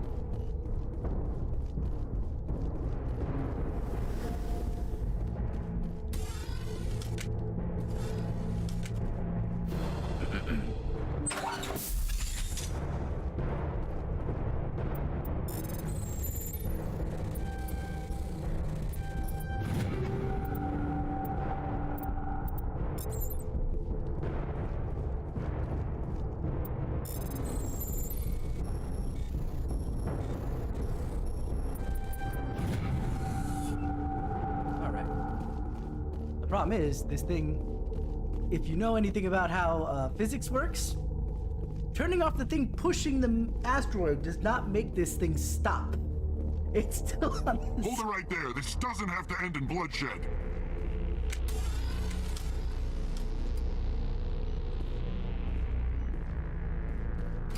Don't come any closer. We can do this the hard way, or we can end this peacefully. I didn't think you Batarians knew the meaning of the word. Look, I'm just doing my job here. Hijacking this rock wasn't my idea. I signed on to make a little profit. A quick slave grab, nothing more. This isn't just a slave grab anymore. Millions of people are gonna die. Don't you think I know that? I'm just following orders here. If it were up to me, we'd have already left. Well, it's not too late. You can still leave. I don't think so. Bollock would skin me alive and sell my hide out of spite. Crazy bastard. This whole mission's gone to hell and I'm gonna pay for it. So why do you listen to him? Good question. I had a bad feeling about this from the moment we landed. Now Bollock wants you dead. And what Bollock wants, Bollock gets. I can't change that. Sure you can. Do you always want to be second in command? Get me out of here and I'll take care of Balak. Then you can start giving the orders. Huh. An interesting proposal. It certainly has benefits over the current situation. Shut it down. This is Balak's problem now. I hope you're as quick with a gun as you are with your promises. For both our sakes. Balak will get what's coming to him. And so will you if I ever catch you in human territory again. Are we clear? Perfectly. Balak's holed up in the main facility. You'll need this to get in. Don't underestimate him. He's a mean bastard. Let's go. We're getting off this rock.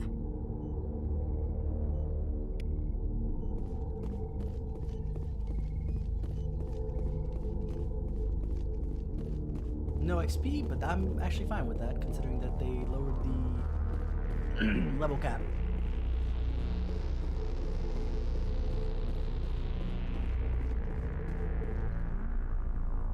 Hopefully I don't need as much XP in general to make it to the same level cap anyway.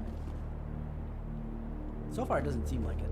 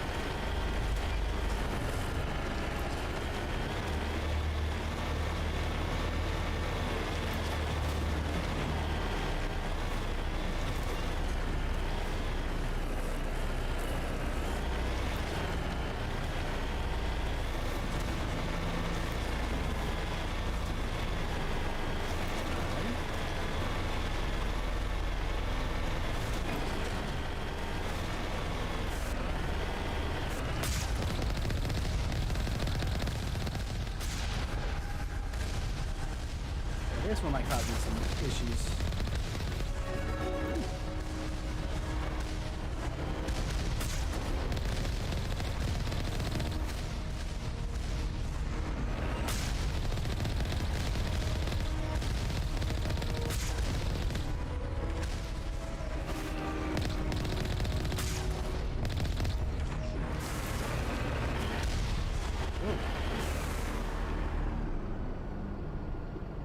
Last one.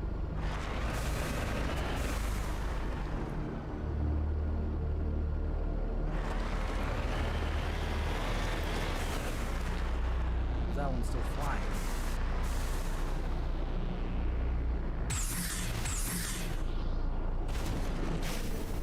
All right, let's do this.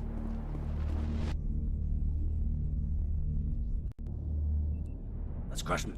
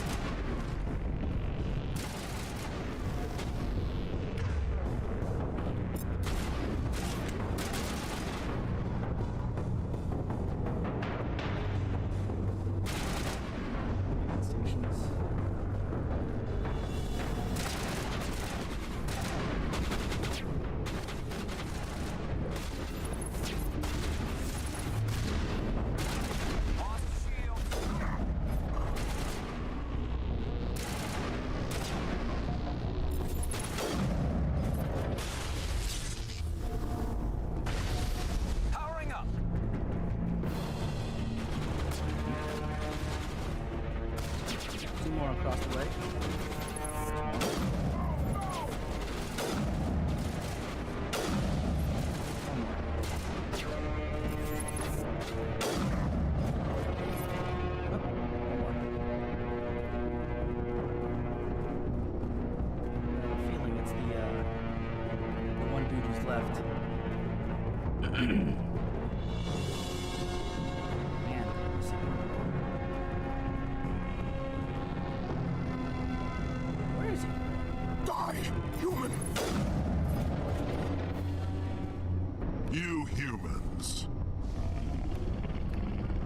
I just took out your entire set. Like, all you got. You're almost more trouble than you're worth.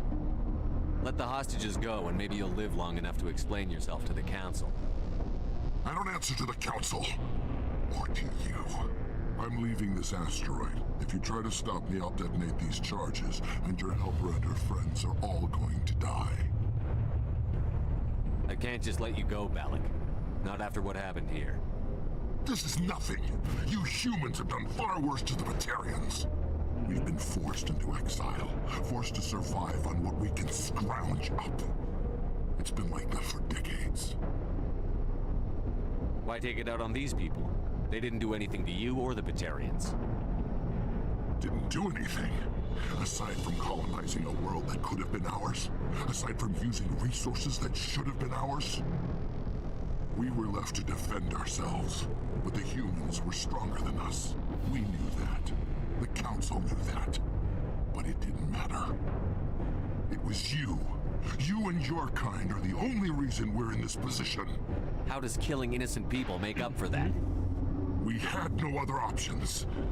Sometimes you need to get someone's attention before they'll listen. Yeah, but you're not gonna get them to listen this time. Is that what Elysium was? A way to get our attention? Well, you got it. And when we responded, you ran like cowards. Now you want to start it all over again. Enough! You couldn't possibly understand. Actually, you just don't want to understand, and I'm done wasting my breath. Now, if you want your friends to live, I suggest you step aside.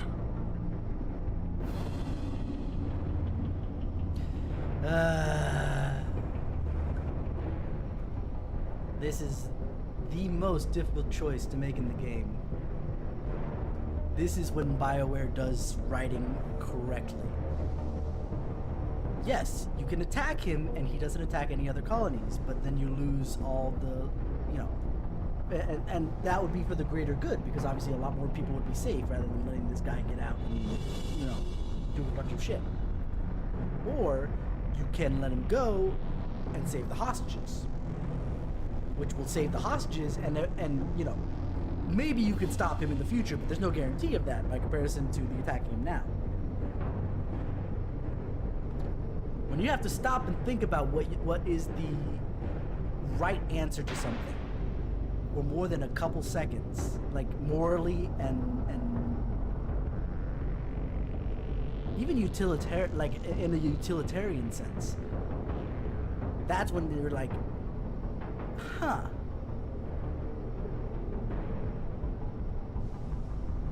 Let me stop and think about this for a sec. And it's Kate, future waifu.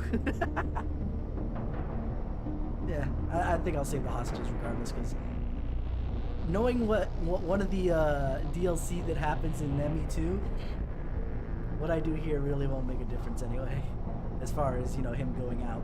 You can go, but this isn't over. I'll find you eventually. Maybe, but I made sure you won't follow me today. Those charges are still on a timer. Better hurry if you want to save your friends. All targets down.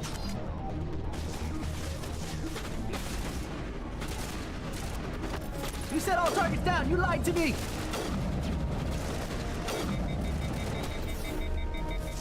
Let's take care of the bombs first. Upper deck probably.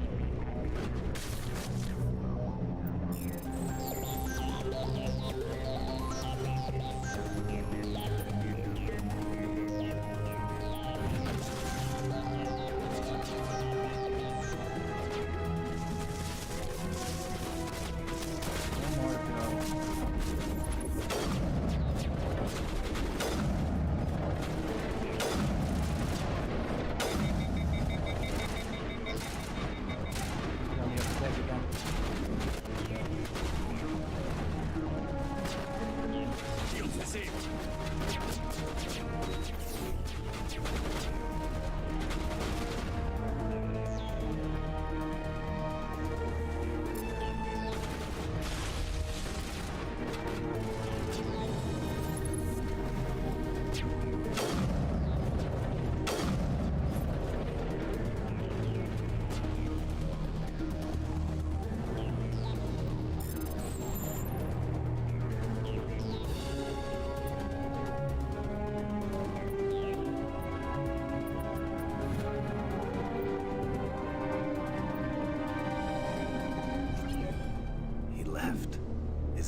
Is that all right?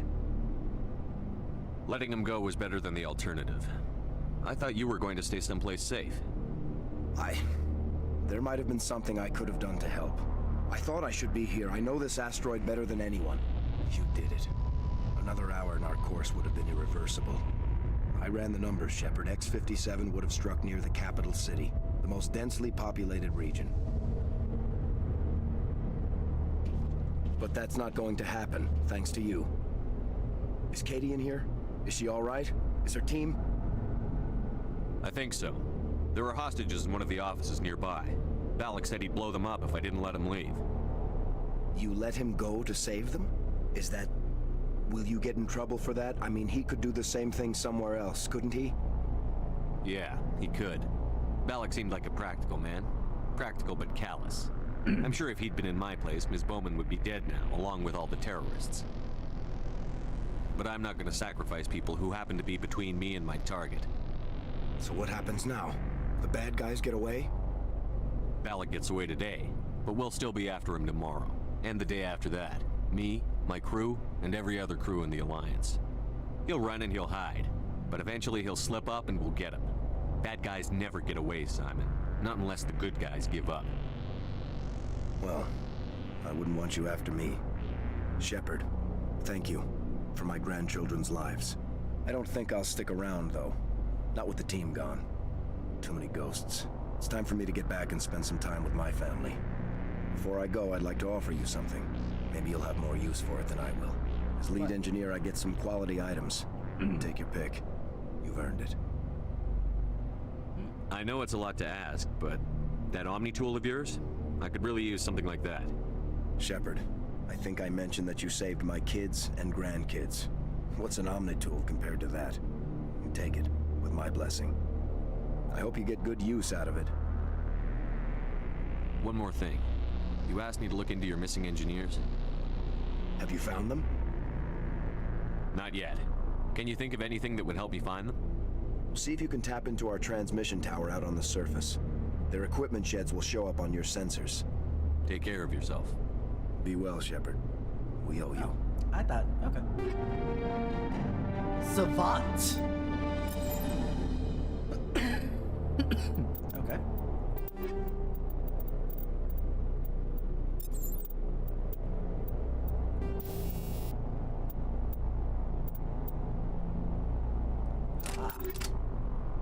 That's a little better.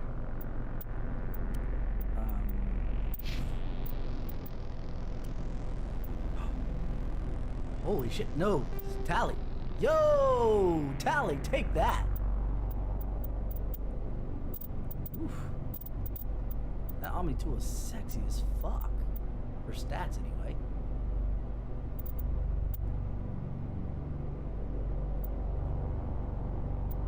Shotgun.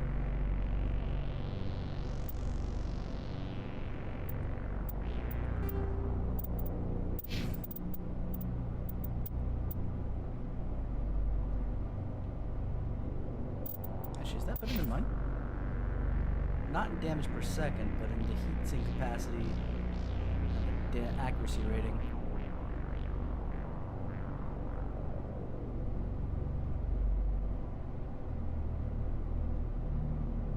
You know what? I'll take it. And Garrus can get my handling down.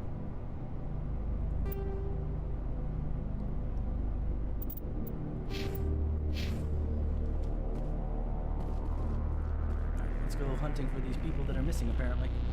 That I wasn't aware of. Hey, why is this still... Oh. Because I haven't released the hostages yet.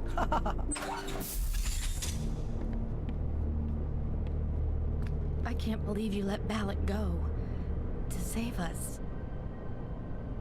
I half expected you to just let us die.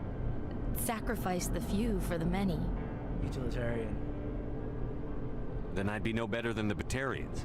Besides, Balak won't get away with this. I know who he is now. He can't run forever. You sound like my brother. He was always so stubborn, but always willing to do the right thing, no matter what. Your brother was the one Balak killed? Yes. Aaron. He was the one who convinced me to join the team here. Said it would be an adventure. He wasn't wrong. I don't mean to sound ungrateful, but I should see to Aaron. I understand. You've been through enough today. I'll get out of your way. Thank you. Oh, I don't even know your name. Shepard. Commander Shepard. Thank you, Commander Shepard. You're not exactly what I expected, but thank you. What can you tell me about the Batarians? I said I'd get out of her way, and then I start questioning her about stuff. I don't even think they knew. When they first arrived, they were talking about getting us back to their ship. They wanted to sell us as slaves. When Balak showed up, everything changed. It was his idea to redirect the asteroid. Said it was the will of the Batarian Rebellion, whatever that is. They followed him quickly enough, but I don't know. I don't think they're all as fanatical as he was. How did the asteroid get all the way over here? Why wasn't someone alerted sooner? The asteroid was scheduled to arrive in a day or two. Balak just sped it up. This rock is full of valuable minerals, but it was too far from Terra Nova to be profitable, so we attached some fusion rockets to it and drove it back. The torches? It was all going smoothly until... We'll get everything back to normal soon enough. Almost everything. That was a brave thing you did, Kate. Contacting me on the radio, risking your life. Stubborn and determined runs in the family. My father was in the Alliance back on Earth. I think he was disappointed none of us kids signed up, but he'd be proud of Aaron. Sorry. I just... You've been through a lot. I'll get out of your way. So long, Kate. I appreciate that, Commander. Goodbye. Was that about waifu? She's gone.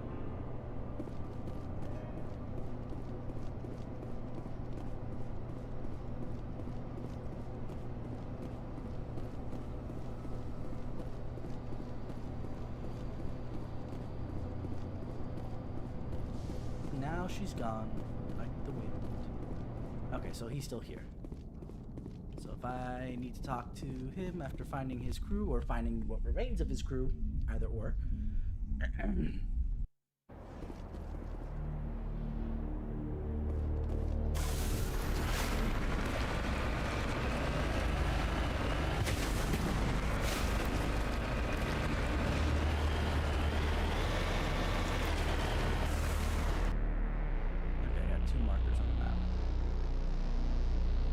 That one up. I didn't hit the other one.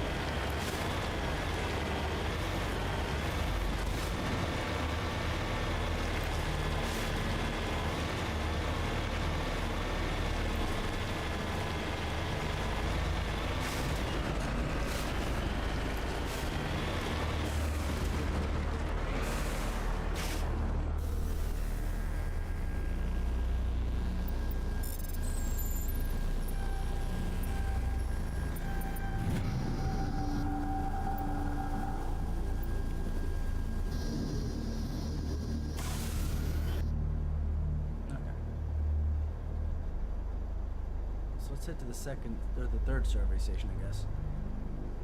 We'll do second, first. Stop by the radio station. Third. Damn, words.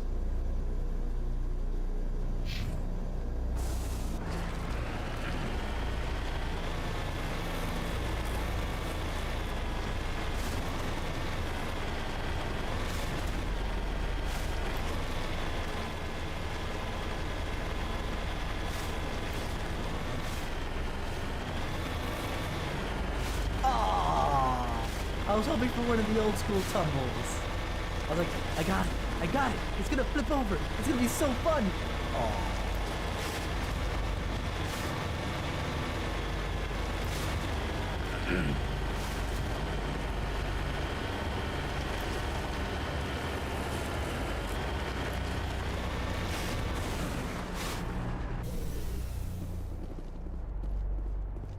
Well, not like I didn't expect this.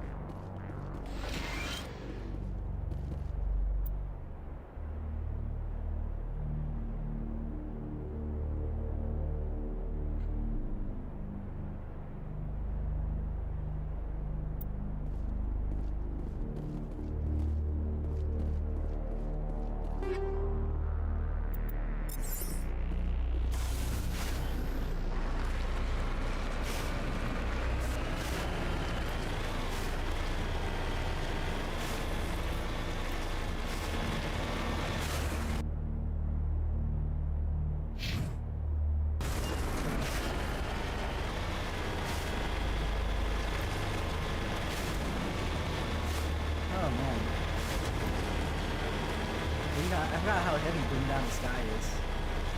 I was like, oh, this is the DLC. I didn't really want to do that yet, but you know, whatever. We're going to do that. Yes. Look at that. That looks absolutely gorgeous right there. Even though it's probably just a 2D texture, it just looks amazing.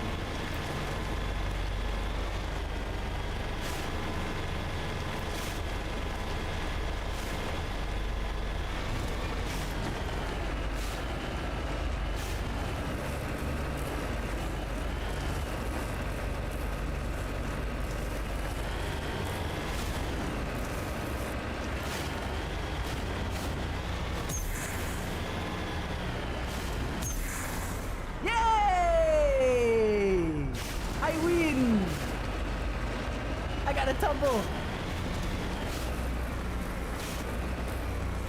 Oh, that was so much fun. It wasn't as good as I remember it, but that's okay. It's the kind of thing that shouldn't be happening to begin with. Oh dear.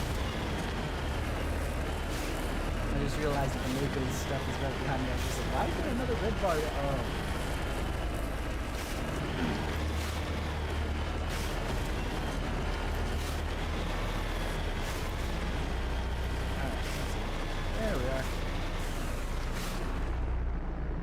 There's not a dead body on the outside. Bad news, I don't see anybody walking around. Or, you know, in Mass Effect standard, standing around.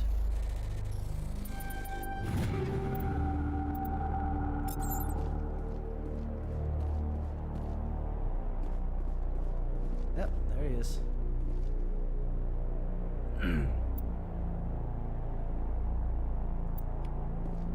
This is Dr. Himes. They found me, damn Batarians. I can hear them out there prowling around, trying to find a way in. It sounds like they're attaching something to the door. If I don't make it, tell my family I love...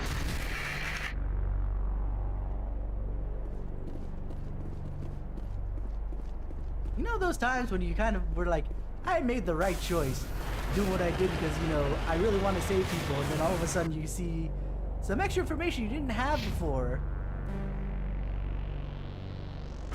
that probably would have made you go a different direction because you're just like, oh my god, these assholes.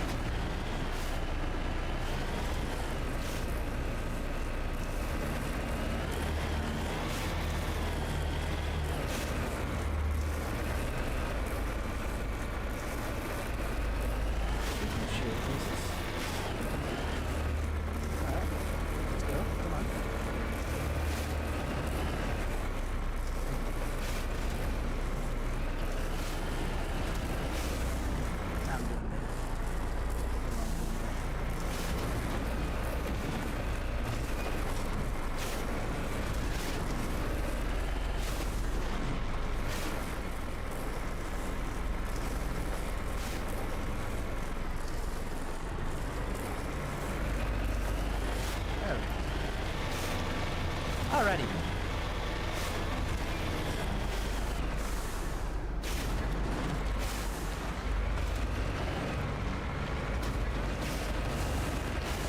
Caught up in an invisible wall somewhere there.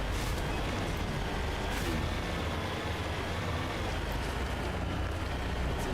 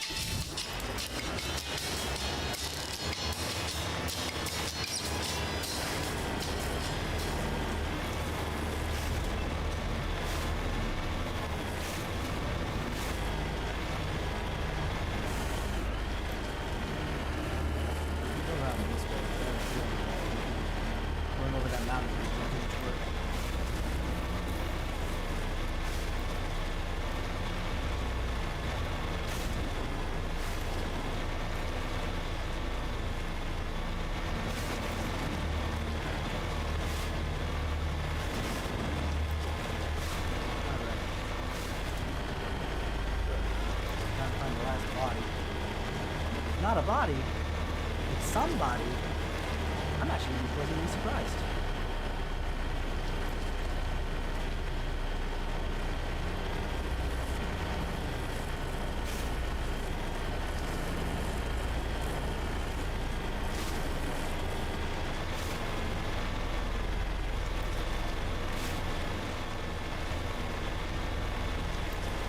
Let's see here.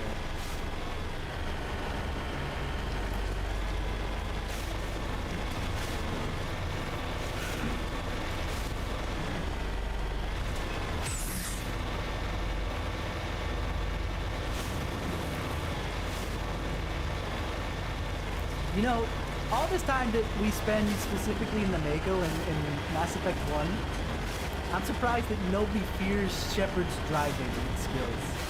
Like, everyone's like, hey, everybody get into this new floaty tank that we got in Mass Effect 2 during one of the DLCs. Oh, great. Hey, I'm driving. Oh my god, no, don't let Shepard drive. On my way. I don't see a body. That's good news.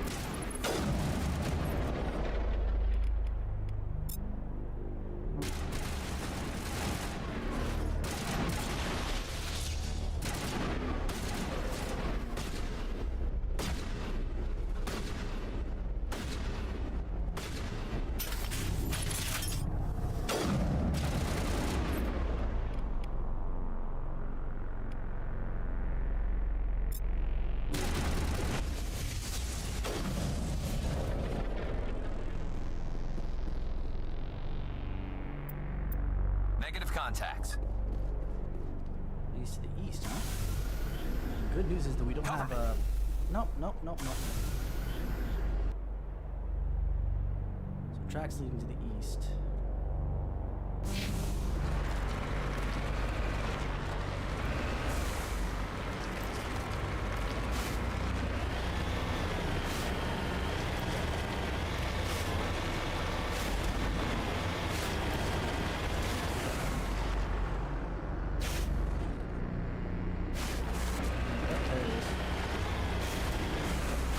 Moving out.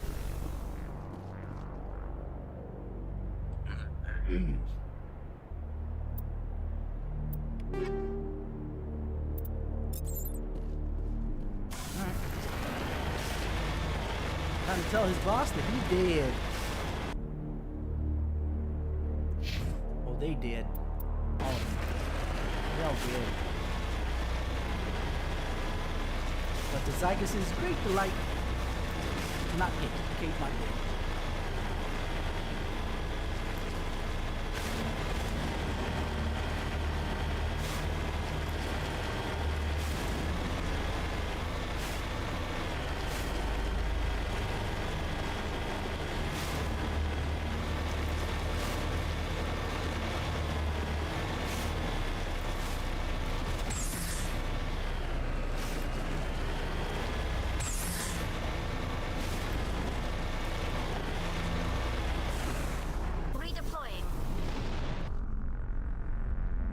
Talk to the dudes, let them know that they all dead. My guy. Say, Shepard, you didn't happen to find any of my engineers, did you? Yes, all of them. Their bodies, anyway. Oh, I see. Well then, I guess it's better than not knowing. Take care of yourself. Be well, Shepard. We owe you. I'm not getting anything for that? Hogwash, come on, man. You gotta have something else to give me now.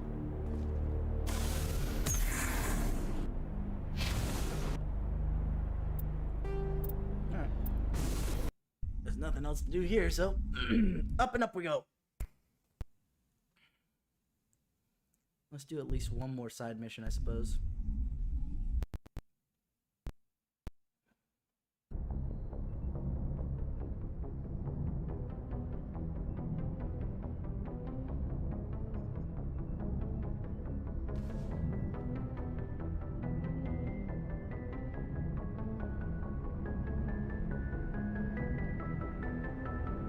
Did I just crash? I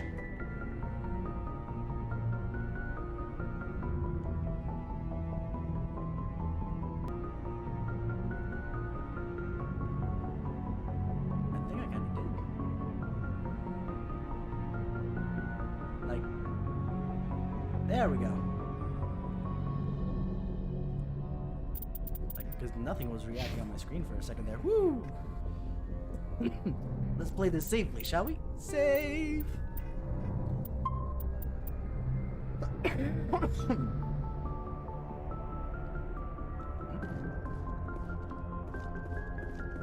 see something here that's for XP.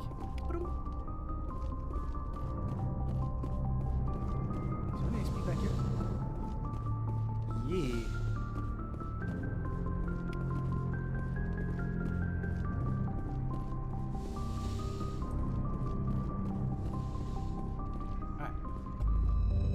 I should probably have checked my,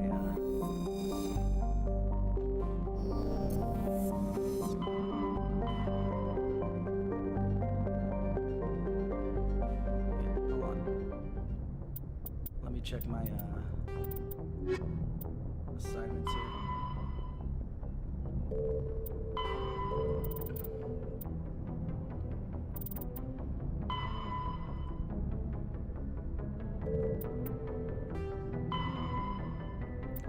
Hydra system in the Argos Row cluster.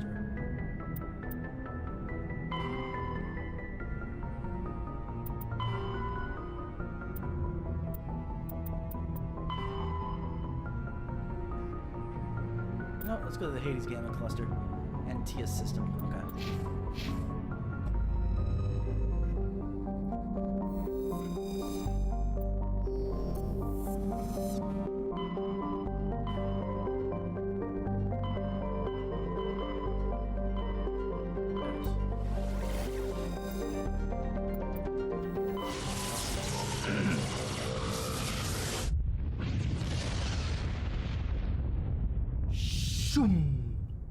Commander, urgent message from Alliance Command coming in.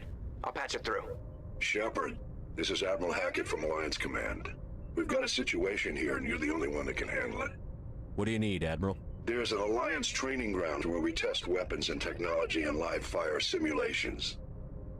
One of the VIs we use to simulate enemy tactics in the drills is no longer responding to our override commands. It's gone rogue. Are you telling me this computer is thinking on its own? We're not stupid, Shepard. This is a virtual intelligence, not a true AI. It's not self-aware, and it can't access any external systems. We didn't do anything illegal here. Virtual intelligence support is critical to our military success. VIs process thousands of status reports and react in nanoseconds. No human can do that. We need you to fight your way through the training ground of the VI core and manually disable it. Can't you disable it remotely? Our fail-safes aren't responding.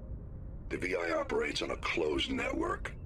It can affect any external systems, but we don't have any direct access to its processes. We could bomb it from orbit, but the damage to the facility would be catastrophic. We'd prefer to have someone shut down the core. Someone like you. I know Spectres answer the Council, but you're still human. You're still part of the Alliance military, and right now we need you. The VI controls all the facility's weapons, drones, and automated defenses. You're the only one that can pull this off, Shepard. Good luck.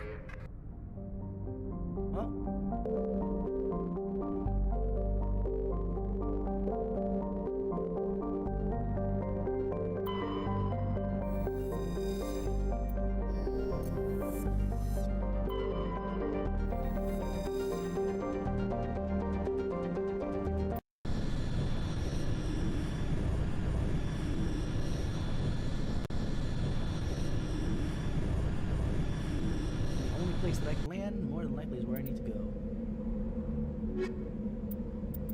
I'll bring the ladies today. Need to level up Yara anyway.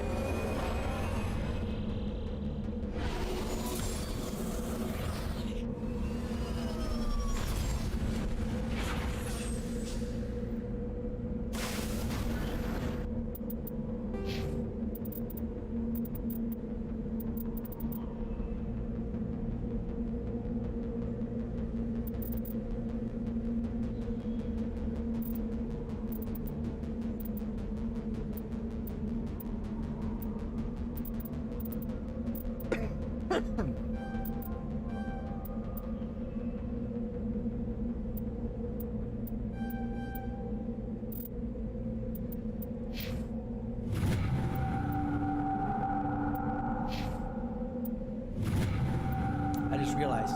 Quarian machinist. I don't remember seeing the automaton queen anywhere. But, you know. Oh, wait! No, that's not until the next game. Go for the eyes, Chica. The eyes. Go for the optics. That's the next game.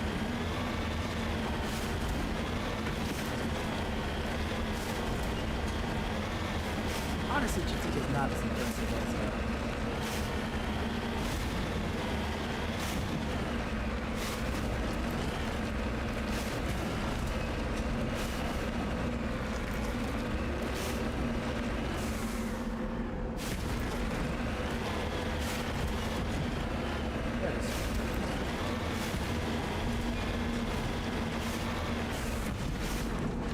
Tony.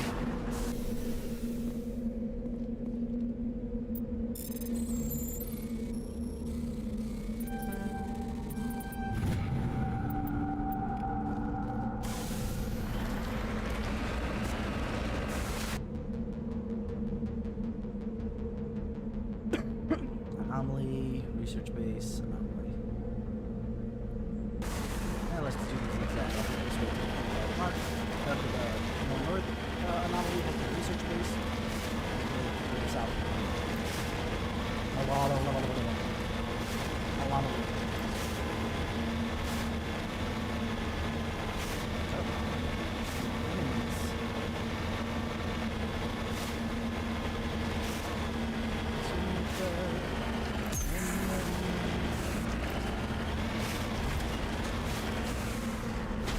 Hello, scavengers.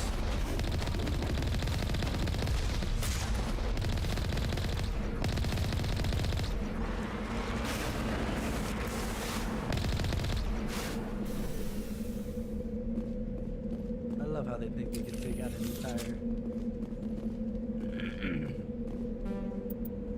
No!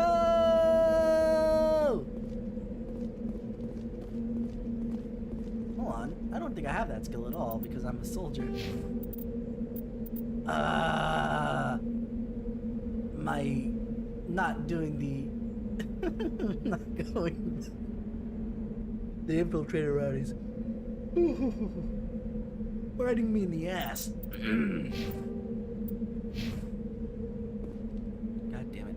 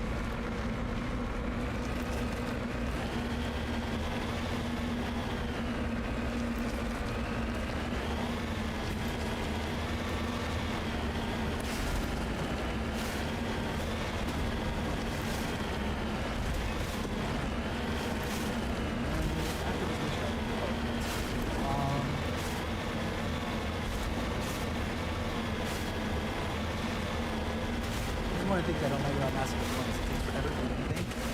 So all the, and because it's mostly side quests, it's super heavy.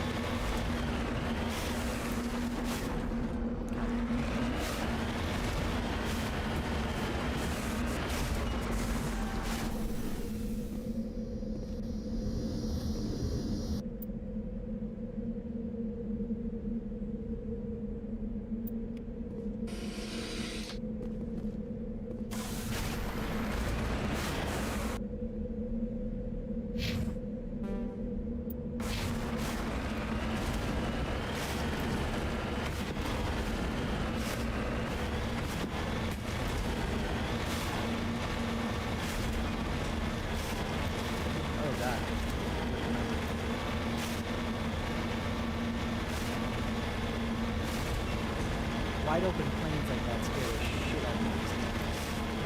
Pressure malls. I'm actually surprised I remember the name of those things.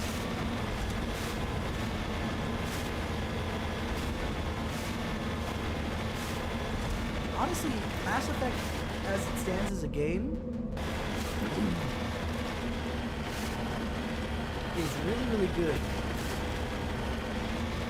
The problem is, it's good as a standalone game, but when you're trying to get through this to get to the other games in the series, it's kind of,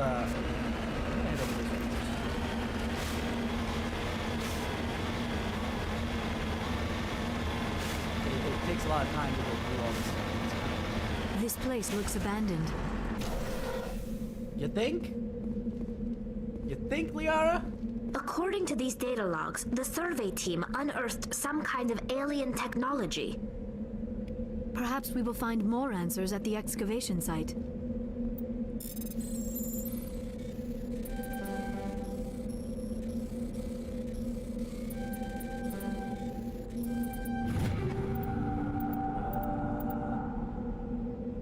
think I have like a bunch of those reduced into Omni Gel.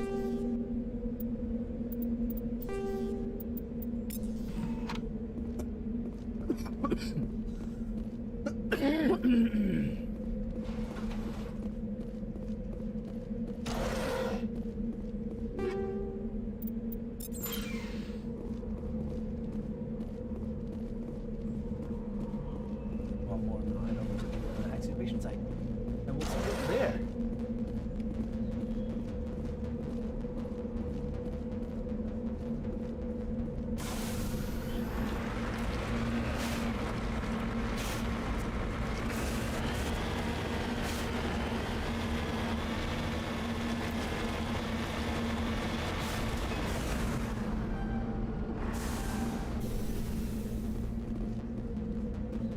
Alright, let's go. More likely to kill things, but you know. You know how it be.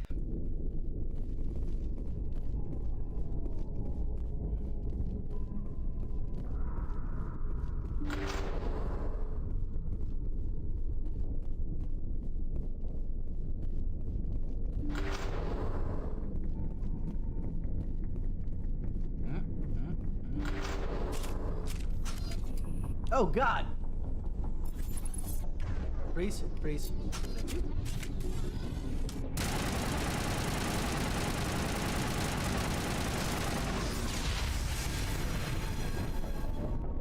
Stop for a second. I'm gonna need that, yeah.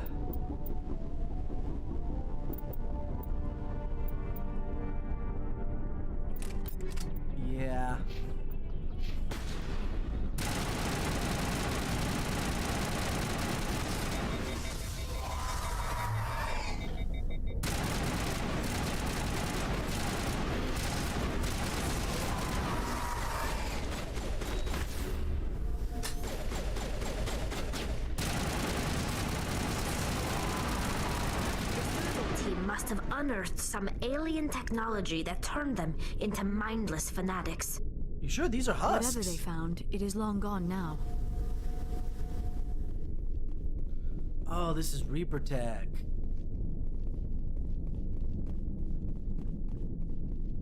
This is Reaper Tech. Okay. Okay.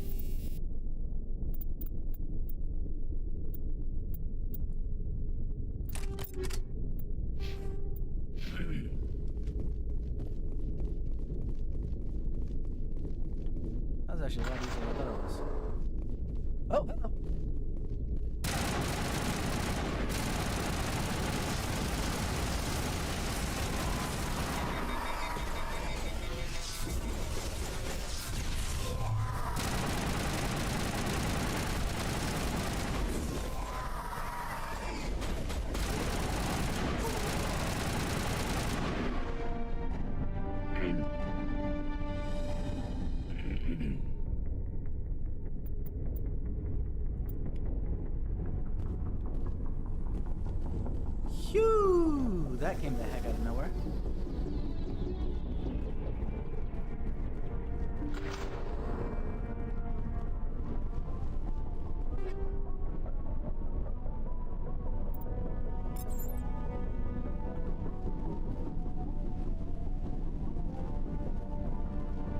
Mystery. What is Geth/Reaper technology doing so far out away from everything else?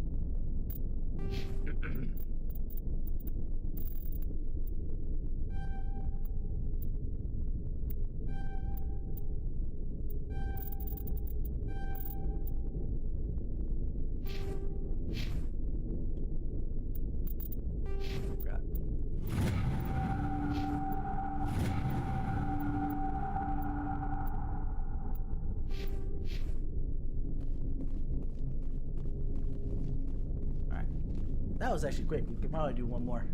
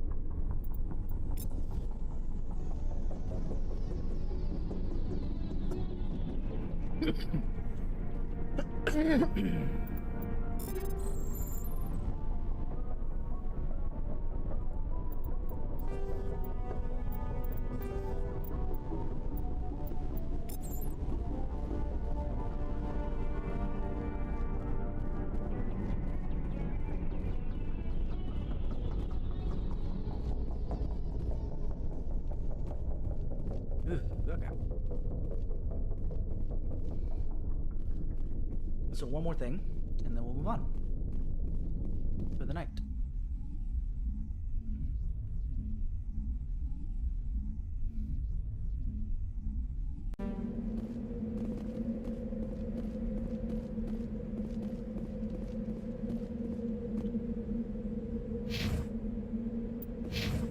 Didn't forget about you.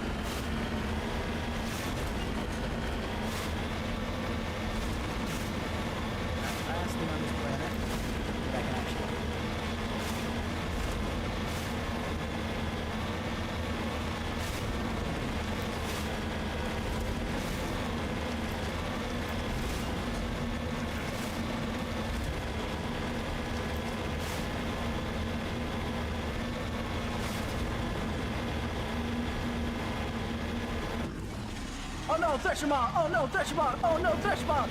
I knew I didn't like this place! Oh my god! Leave me alone! Leave me alone!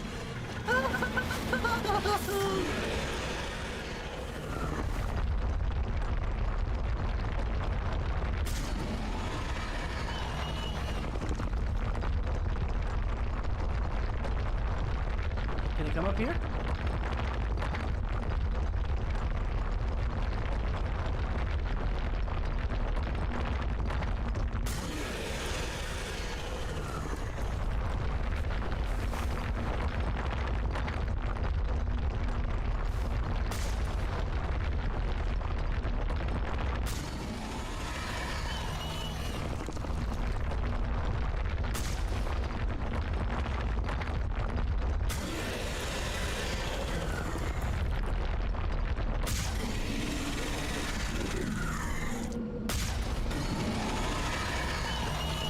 Whoa.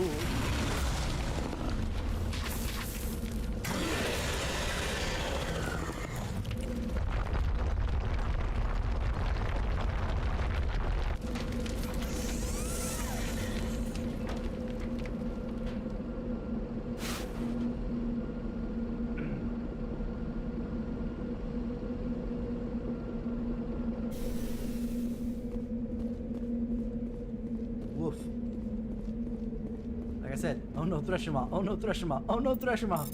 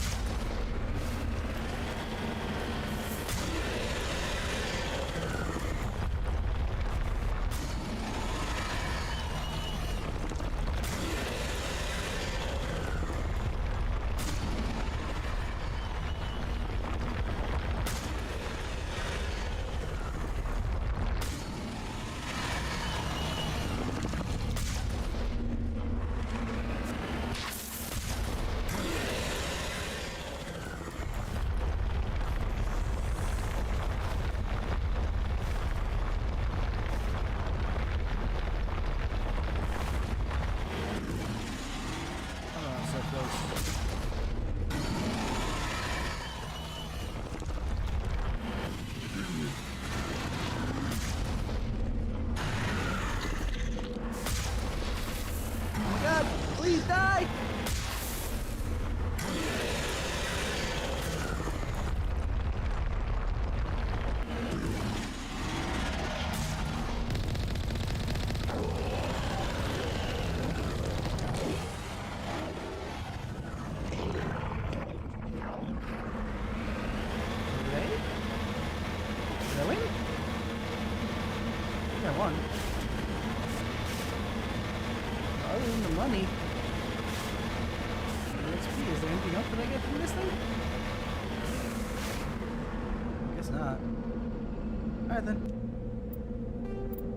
I killed the Thresher Maw after being thoroughly traumatized by it more. But we don't have to say anything about that. First off,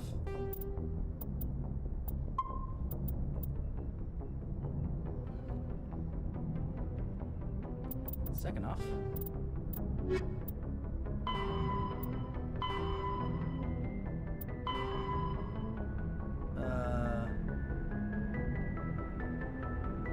oh. I guess I'm going to Endwalker.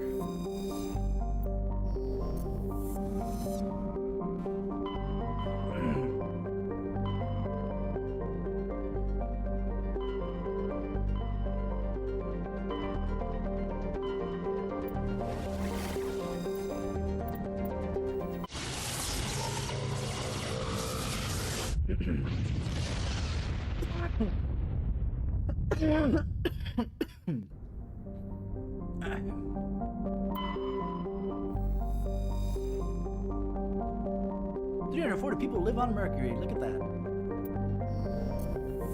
How many people on Venus? 800. Earth.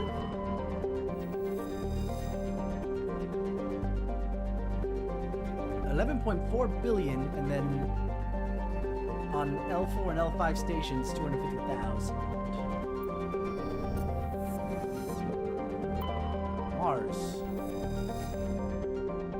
3.4 million.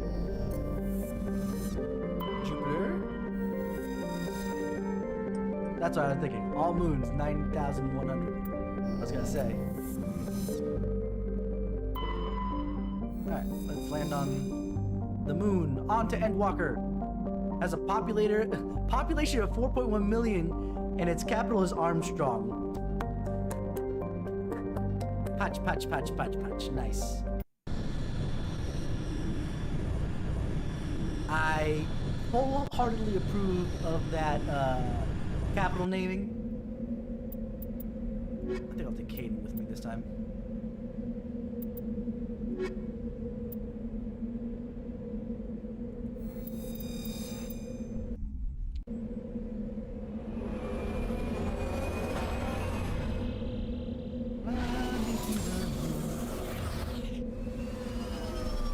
Bam!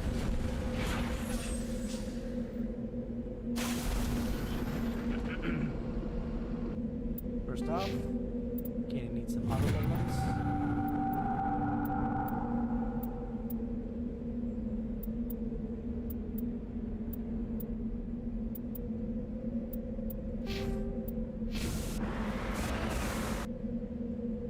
I guess let's head to the debris first, and then I'll head over to the where's the Earth? There it is. It looks so pretty. Also looks so much further away than I thought it would. Another moon's moving further and further away every year.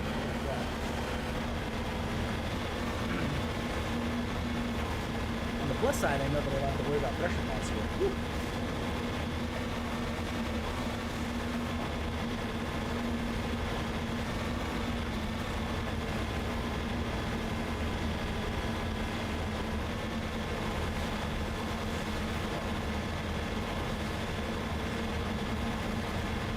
Why the pressure maul was so much easier this time. I just remembered, every time you repaired in the original Mass Effect, you actually froze because you were busy repairing the thing. Hello. CCP Luna 23 in Soviet Russia.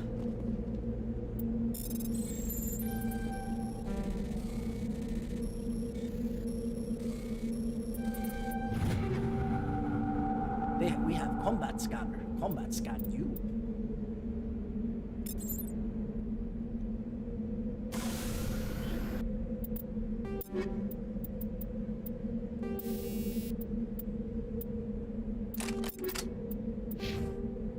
Oh, actually, let me make sure my stuff is good against synthetics.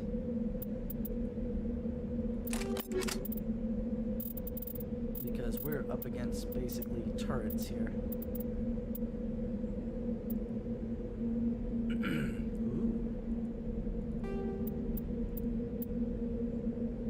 Ah, sexy stuff.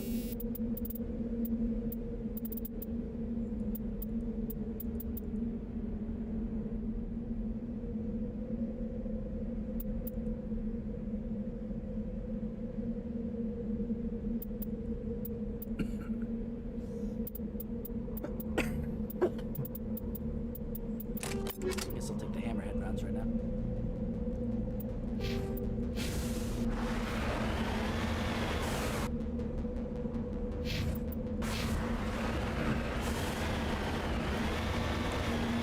I'm not climbing that bridge that much.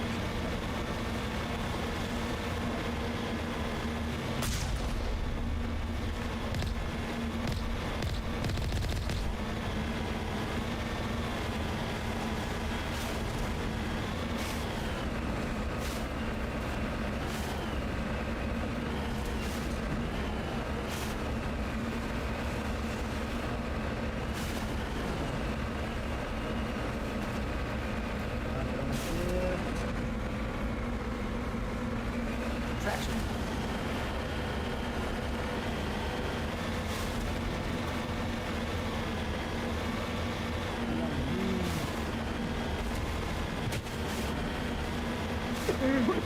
Ah, yep.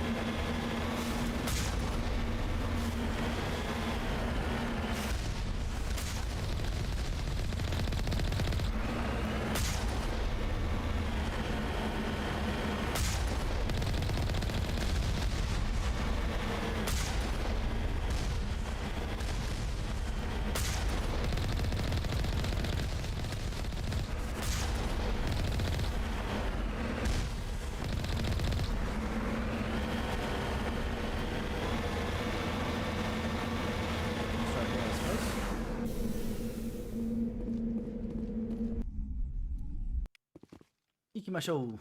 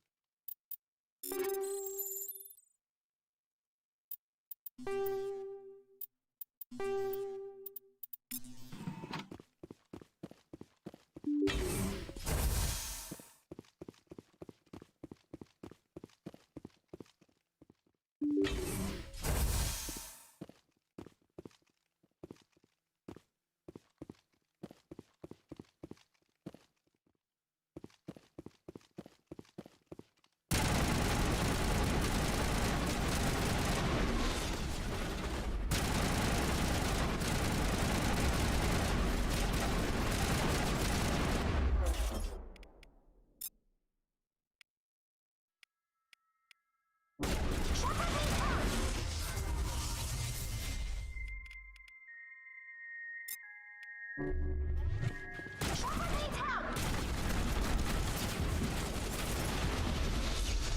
just noticed that I do need help. Thank you, John.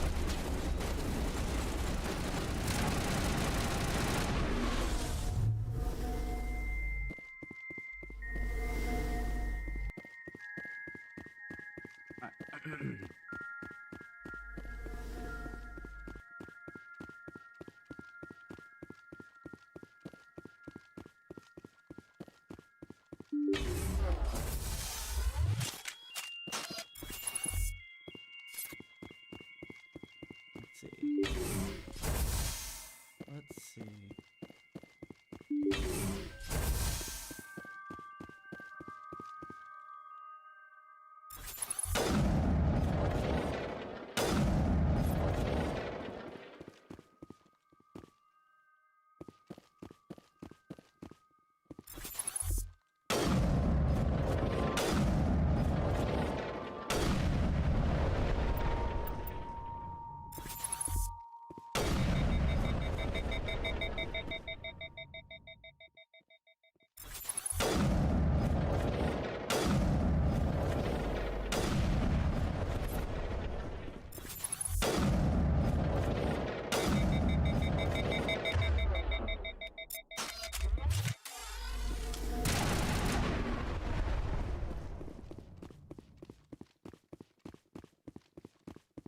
Toxic gas is being vented into the bunkers.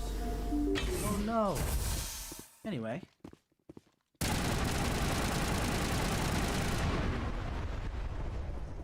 Would be a bad thing if I didn't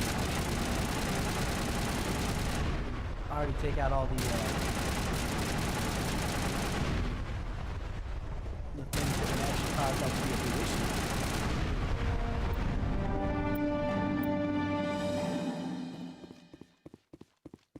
Alright.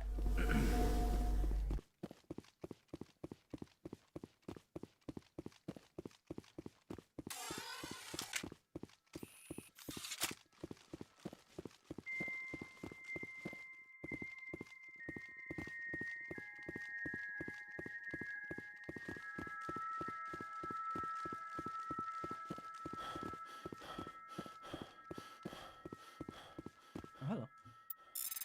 I miss you on the way in.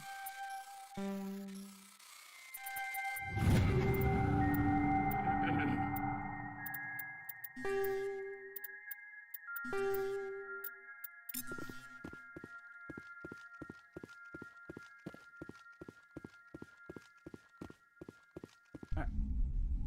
2 more of these to go, and then Admiral's taking us to lunch. That's what we promised, right? Steak lunch. The line's been $2.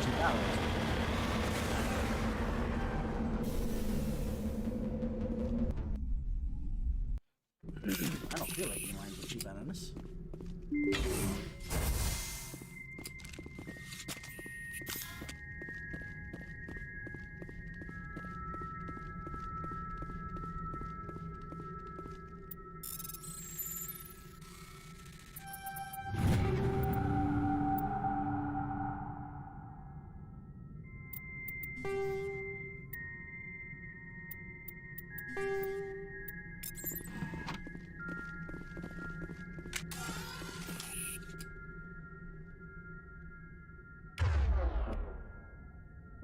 All patched up.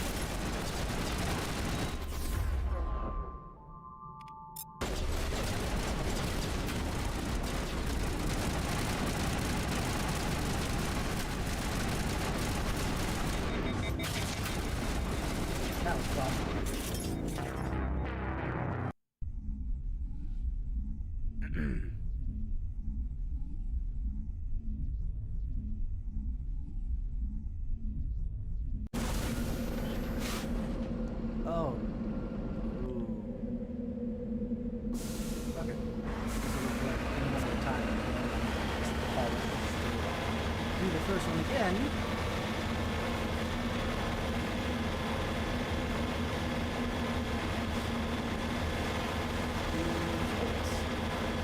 I'll just park myself right outside the base at that point.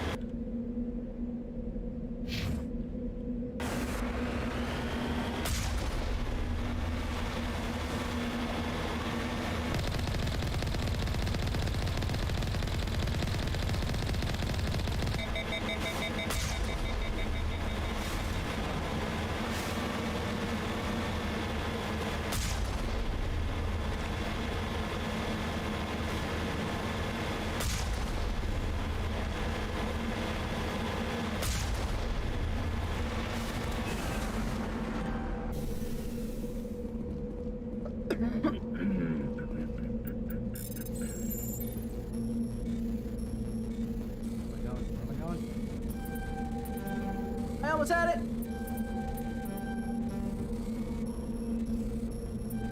Oh no, the mouse moves it too. That's what I'm struggling. Aha!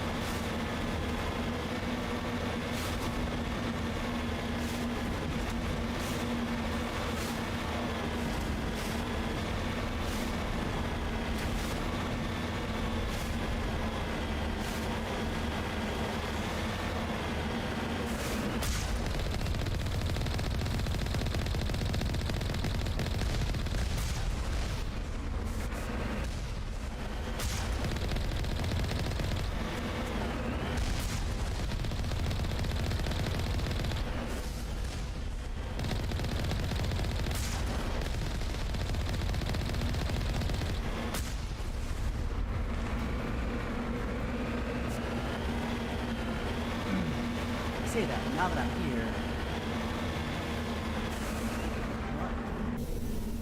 But here's what I'm gonna do.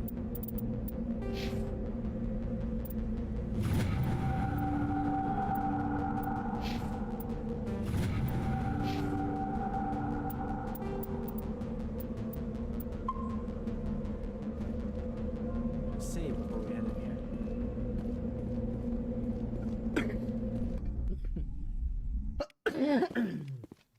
Alright.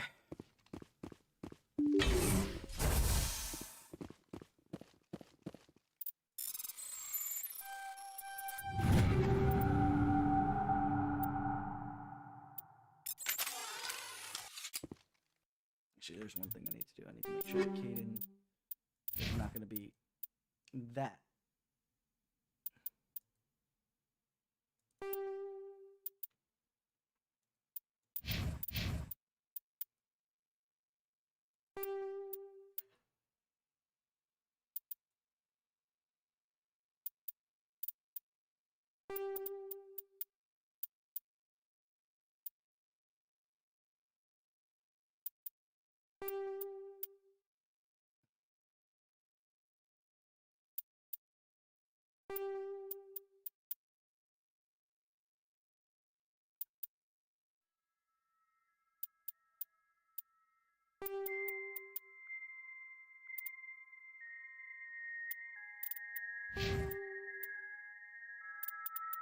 I should probably check tallies too.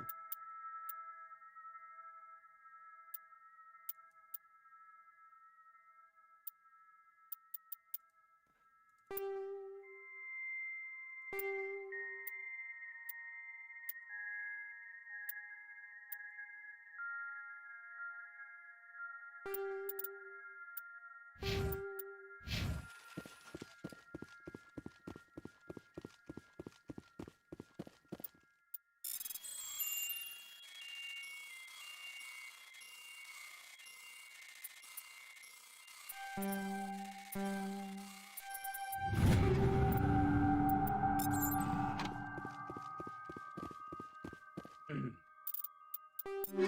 thought of one thing.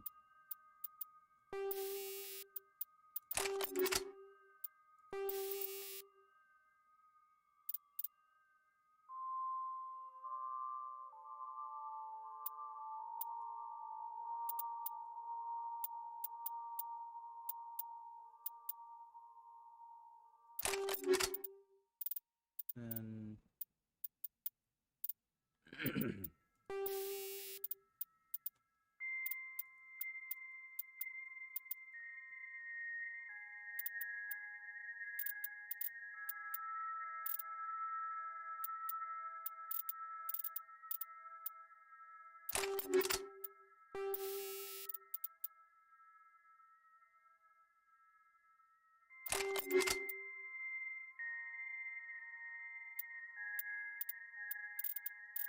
what in the Naginata I had?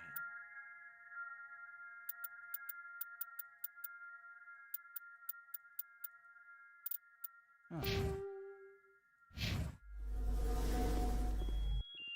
Oh, you wanna know why? I bet you I was a moron.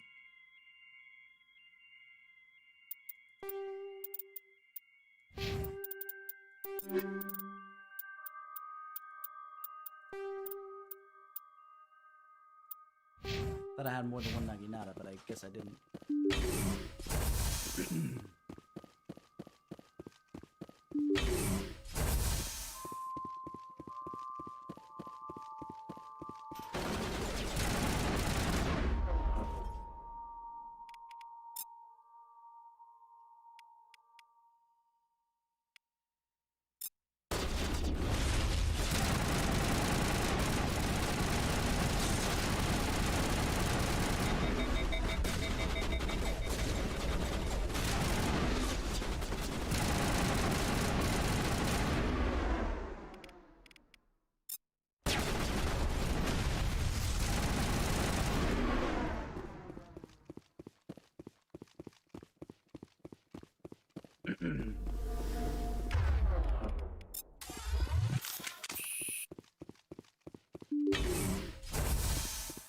One down. Alright. Let's see if we can knock this out real quick.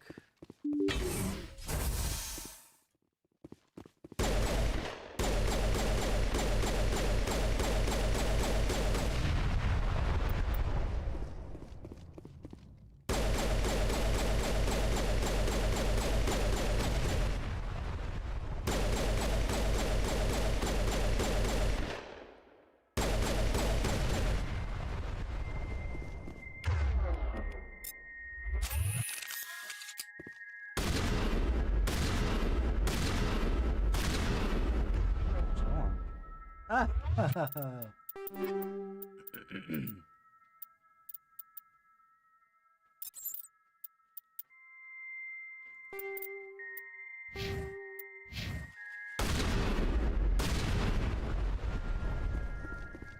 I still had the one on me. My initial shotgun, because I never use shotguns.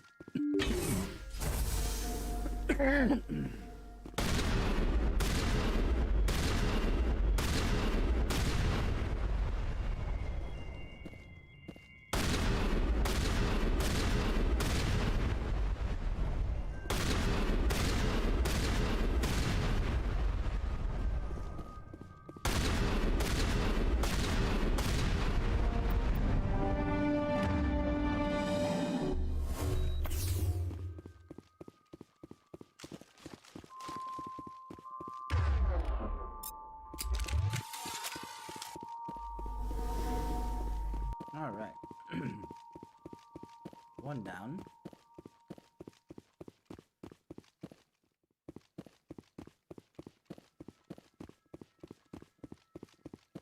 And I'll save before the next one because we've already seen where that leads us.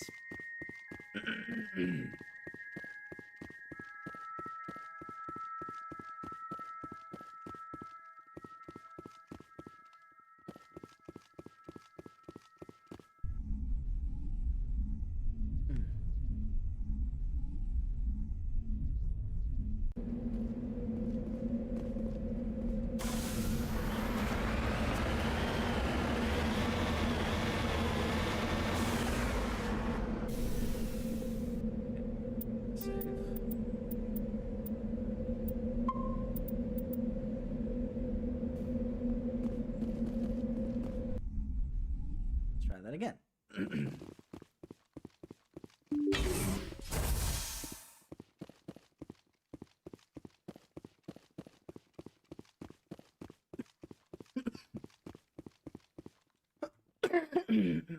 Why are you already... Yeah, because it's being vented into the bunkers.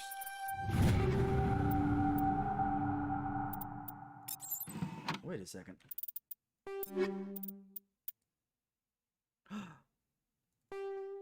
It's a sexier Naginata.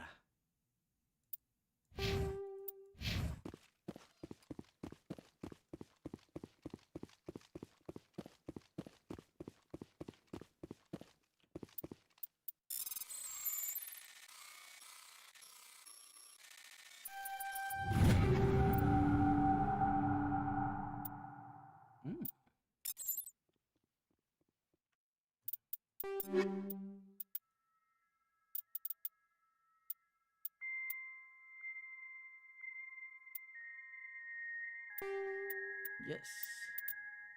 I'm one of the few people that actually wear heavy human armor, so that's nice.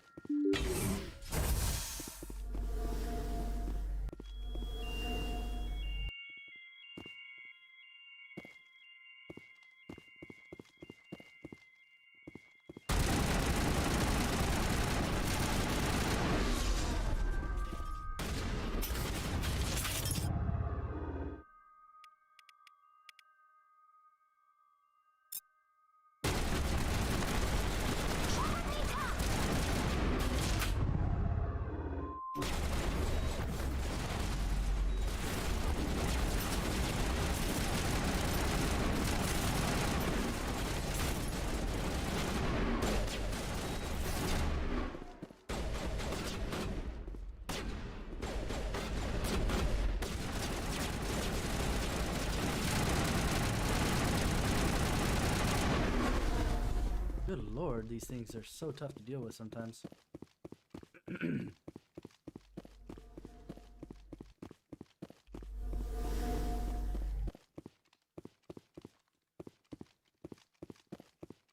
Alright.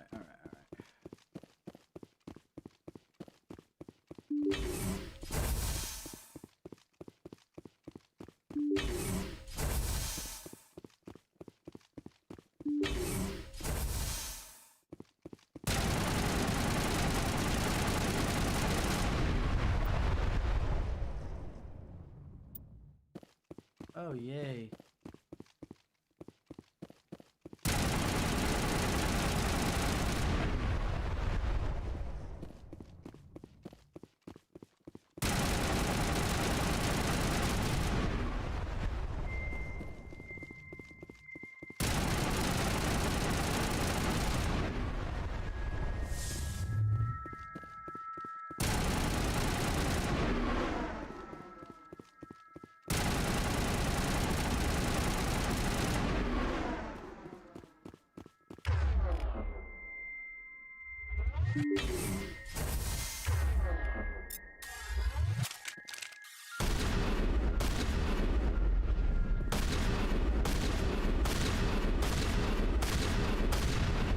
This is a freaking fast shotgun, I gotta say.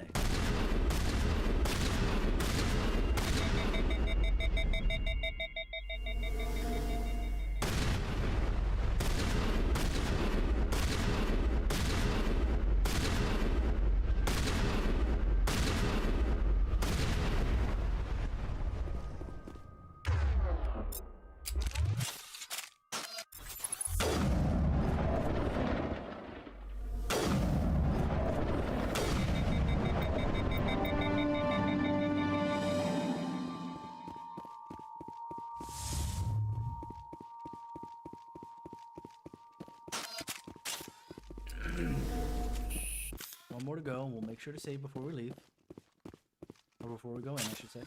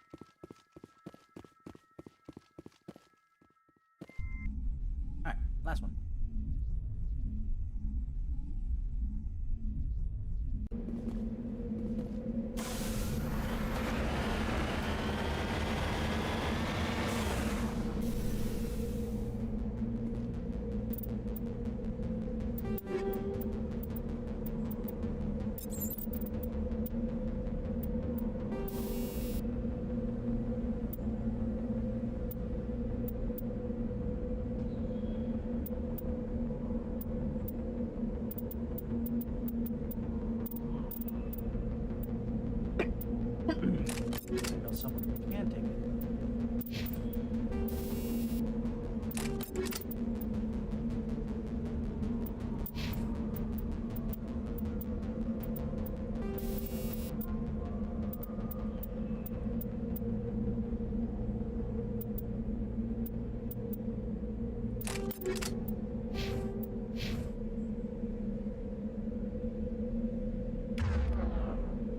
You're good to go.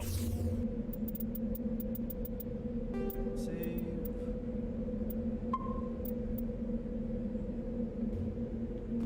Away we go to the last one. Watch, because I saved, I don't need to save anymore because I'm playing it a lot more cautiously. Just because I can.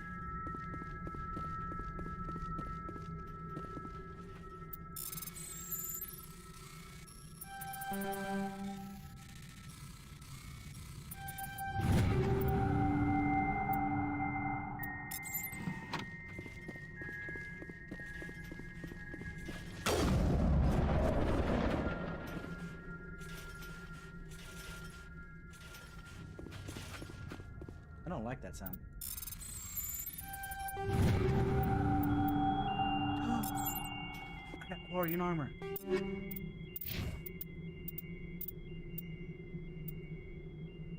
Yeah. Looks so much better on you, Callie. Callie.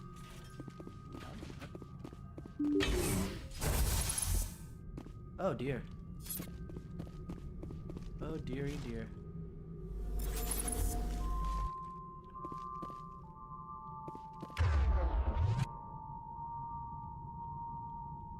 Go over here. Oh, I know what I can do. Behind these things.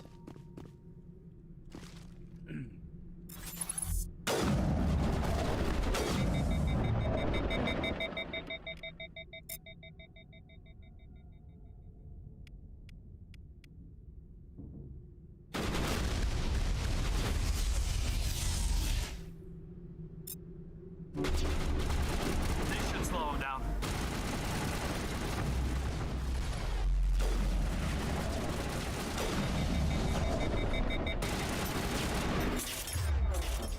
Well.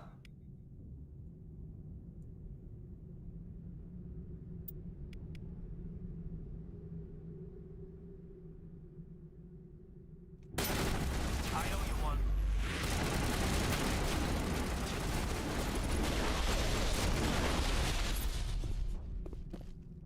That was a thing.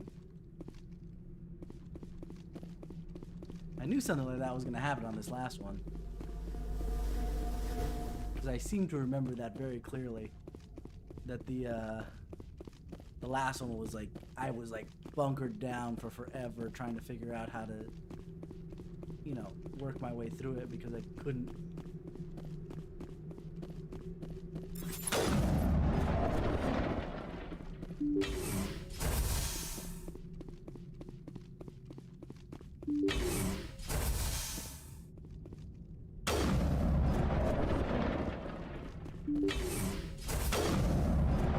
Alright, so at least we're finishing there.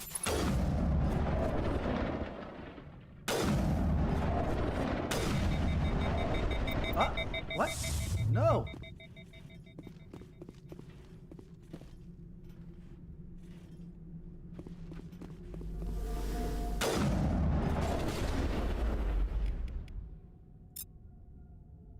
Fire in the hole!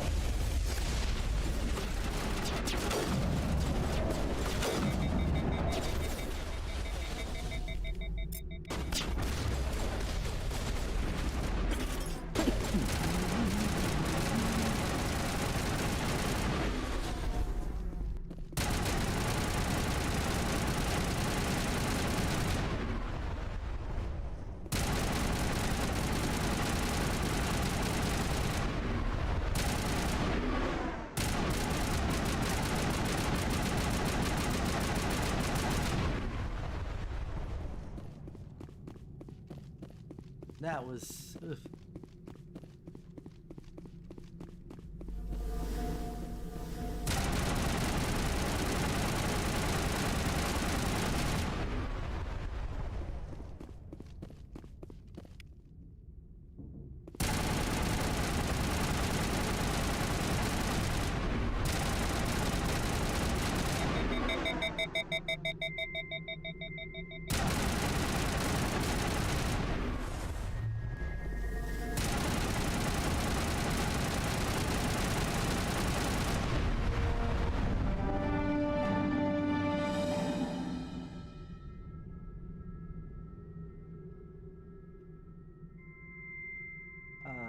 hold on.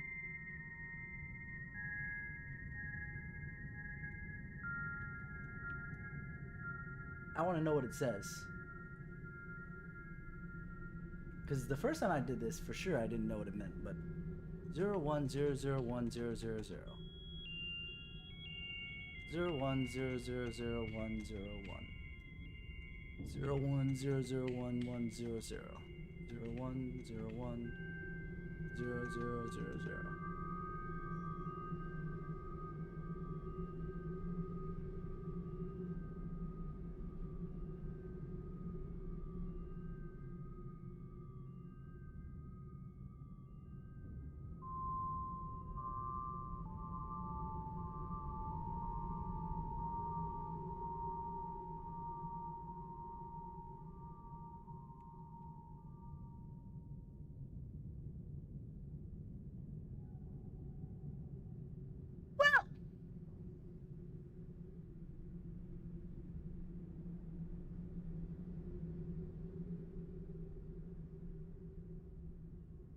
That was the thing. So apparently each line spells a different letter. All caps. H-E-L-P.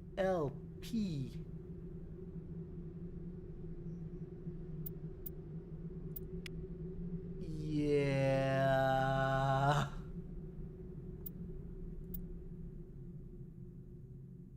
Shock Trooper or Commando. But oh. This is why I loved BioWare of this era. BioWare of this era was really good at laying in things where it's just like, yeah, you did the good thing. You did what you were told to do. By the way, you probably killed, you know, a sentient freaking machine. Good job.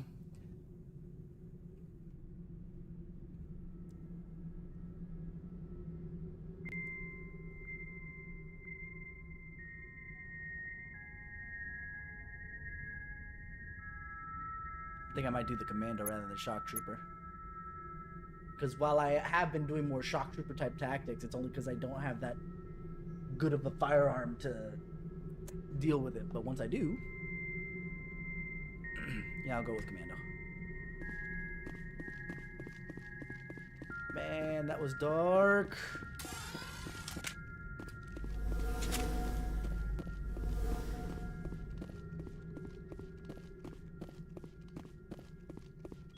I wonder if there's a continuation to this storyline either somewhere in Mass Effect that I just didn't think about, or if it shows up later in the other Mass Effects that, again, I just didn't think about it. Because, woof! That, because of the fact I played it when I was younger, I didn't think to take that binary into a binary translator.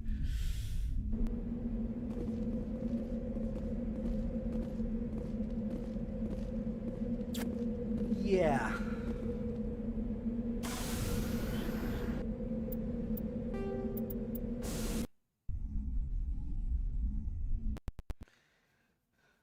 Ooh-wee. Yeah,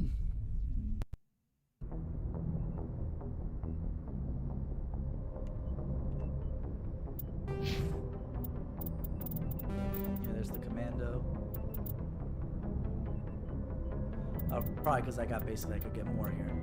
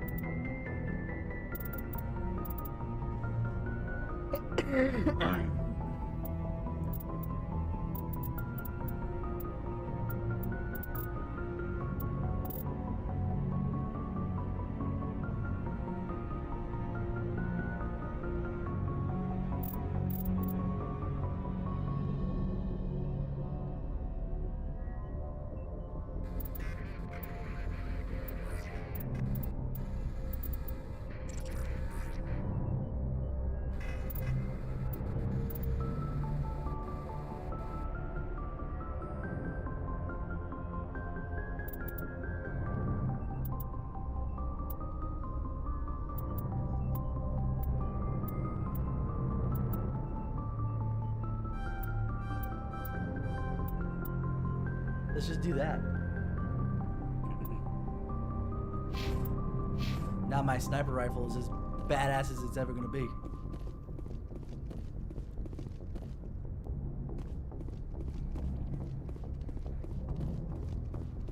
Let's see if Joker has anything to say before I go.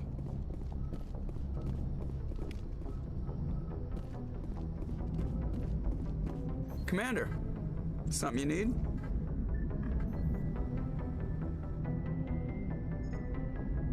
I have to go. All right, see you. Let me head down to the lower area where I can gear up my crew, which I think means that I can also level them up, and I might as well just knock it all out before we head to bed. So, just so we're all on the same page, tomorrow is raid night, so I will do Final Fantasy 14 raiding. I'll probably try and stream it. I should probably try and do that more often. Just been a little bit of a chore lately since we're kind of stuck on 11, but we seem pretty messy, which is nice. But then Wednesday I'm going to take off. Thursday's another raid night. And then Friday is when I can get back to Mass Effect. So, unfortunately, really? I can only equip. I can't level up. On the plus side, I suppose I should equip them so they're ready to go for the next mission.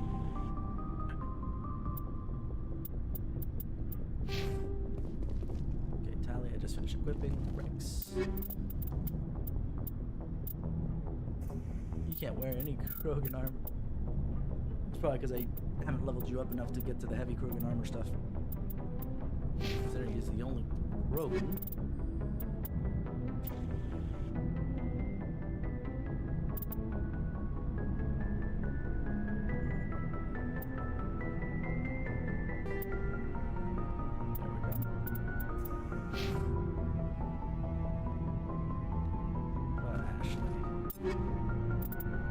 Just to get some base stuff.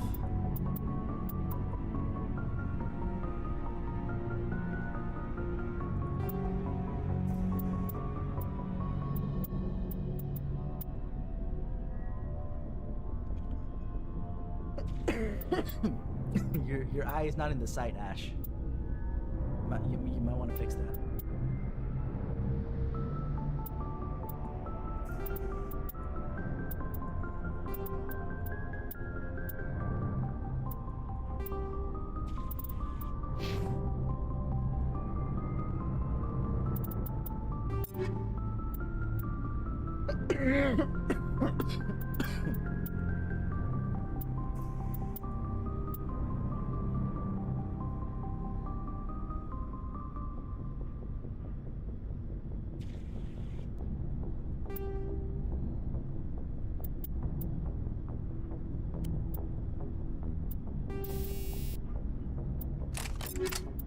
Let's see if I can buy some stuff. And I guess number one rule of Breeze's stream: Breeze always lies. Oh, we'll end it here. We'll end it here. Looking for supplies? Let's see what you've got. You bet, Commander. Let's see what we got.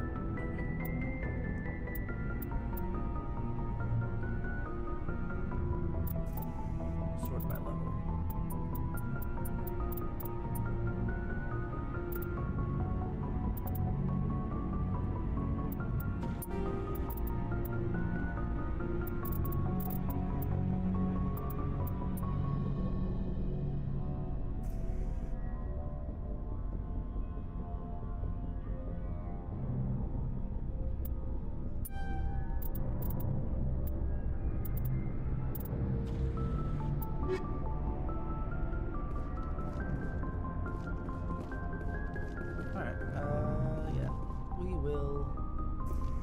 Just at least get back top deck.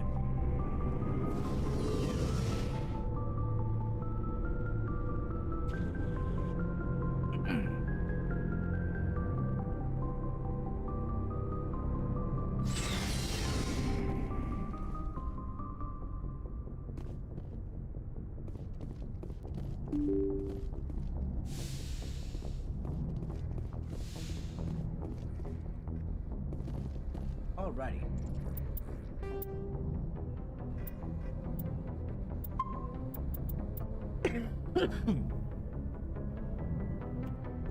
So that'll be what it is for tonight.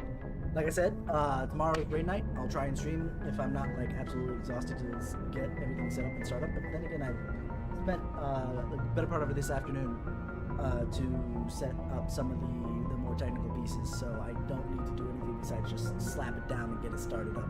So that's good. But until then, you guys have all been 10 out of 10 with me, and I will see you guys next time.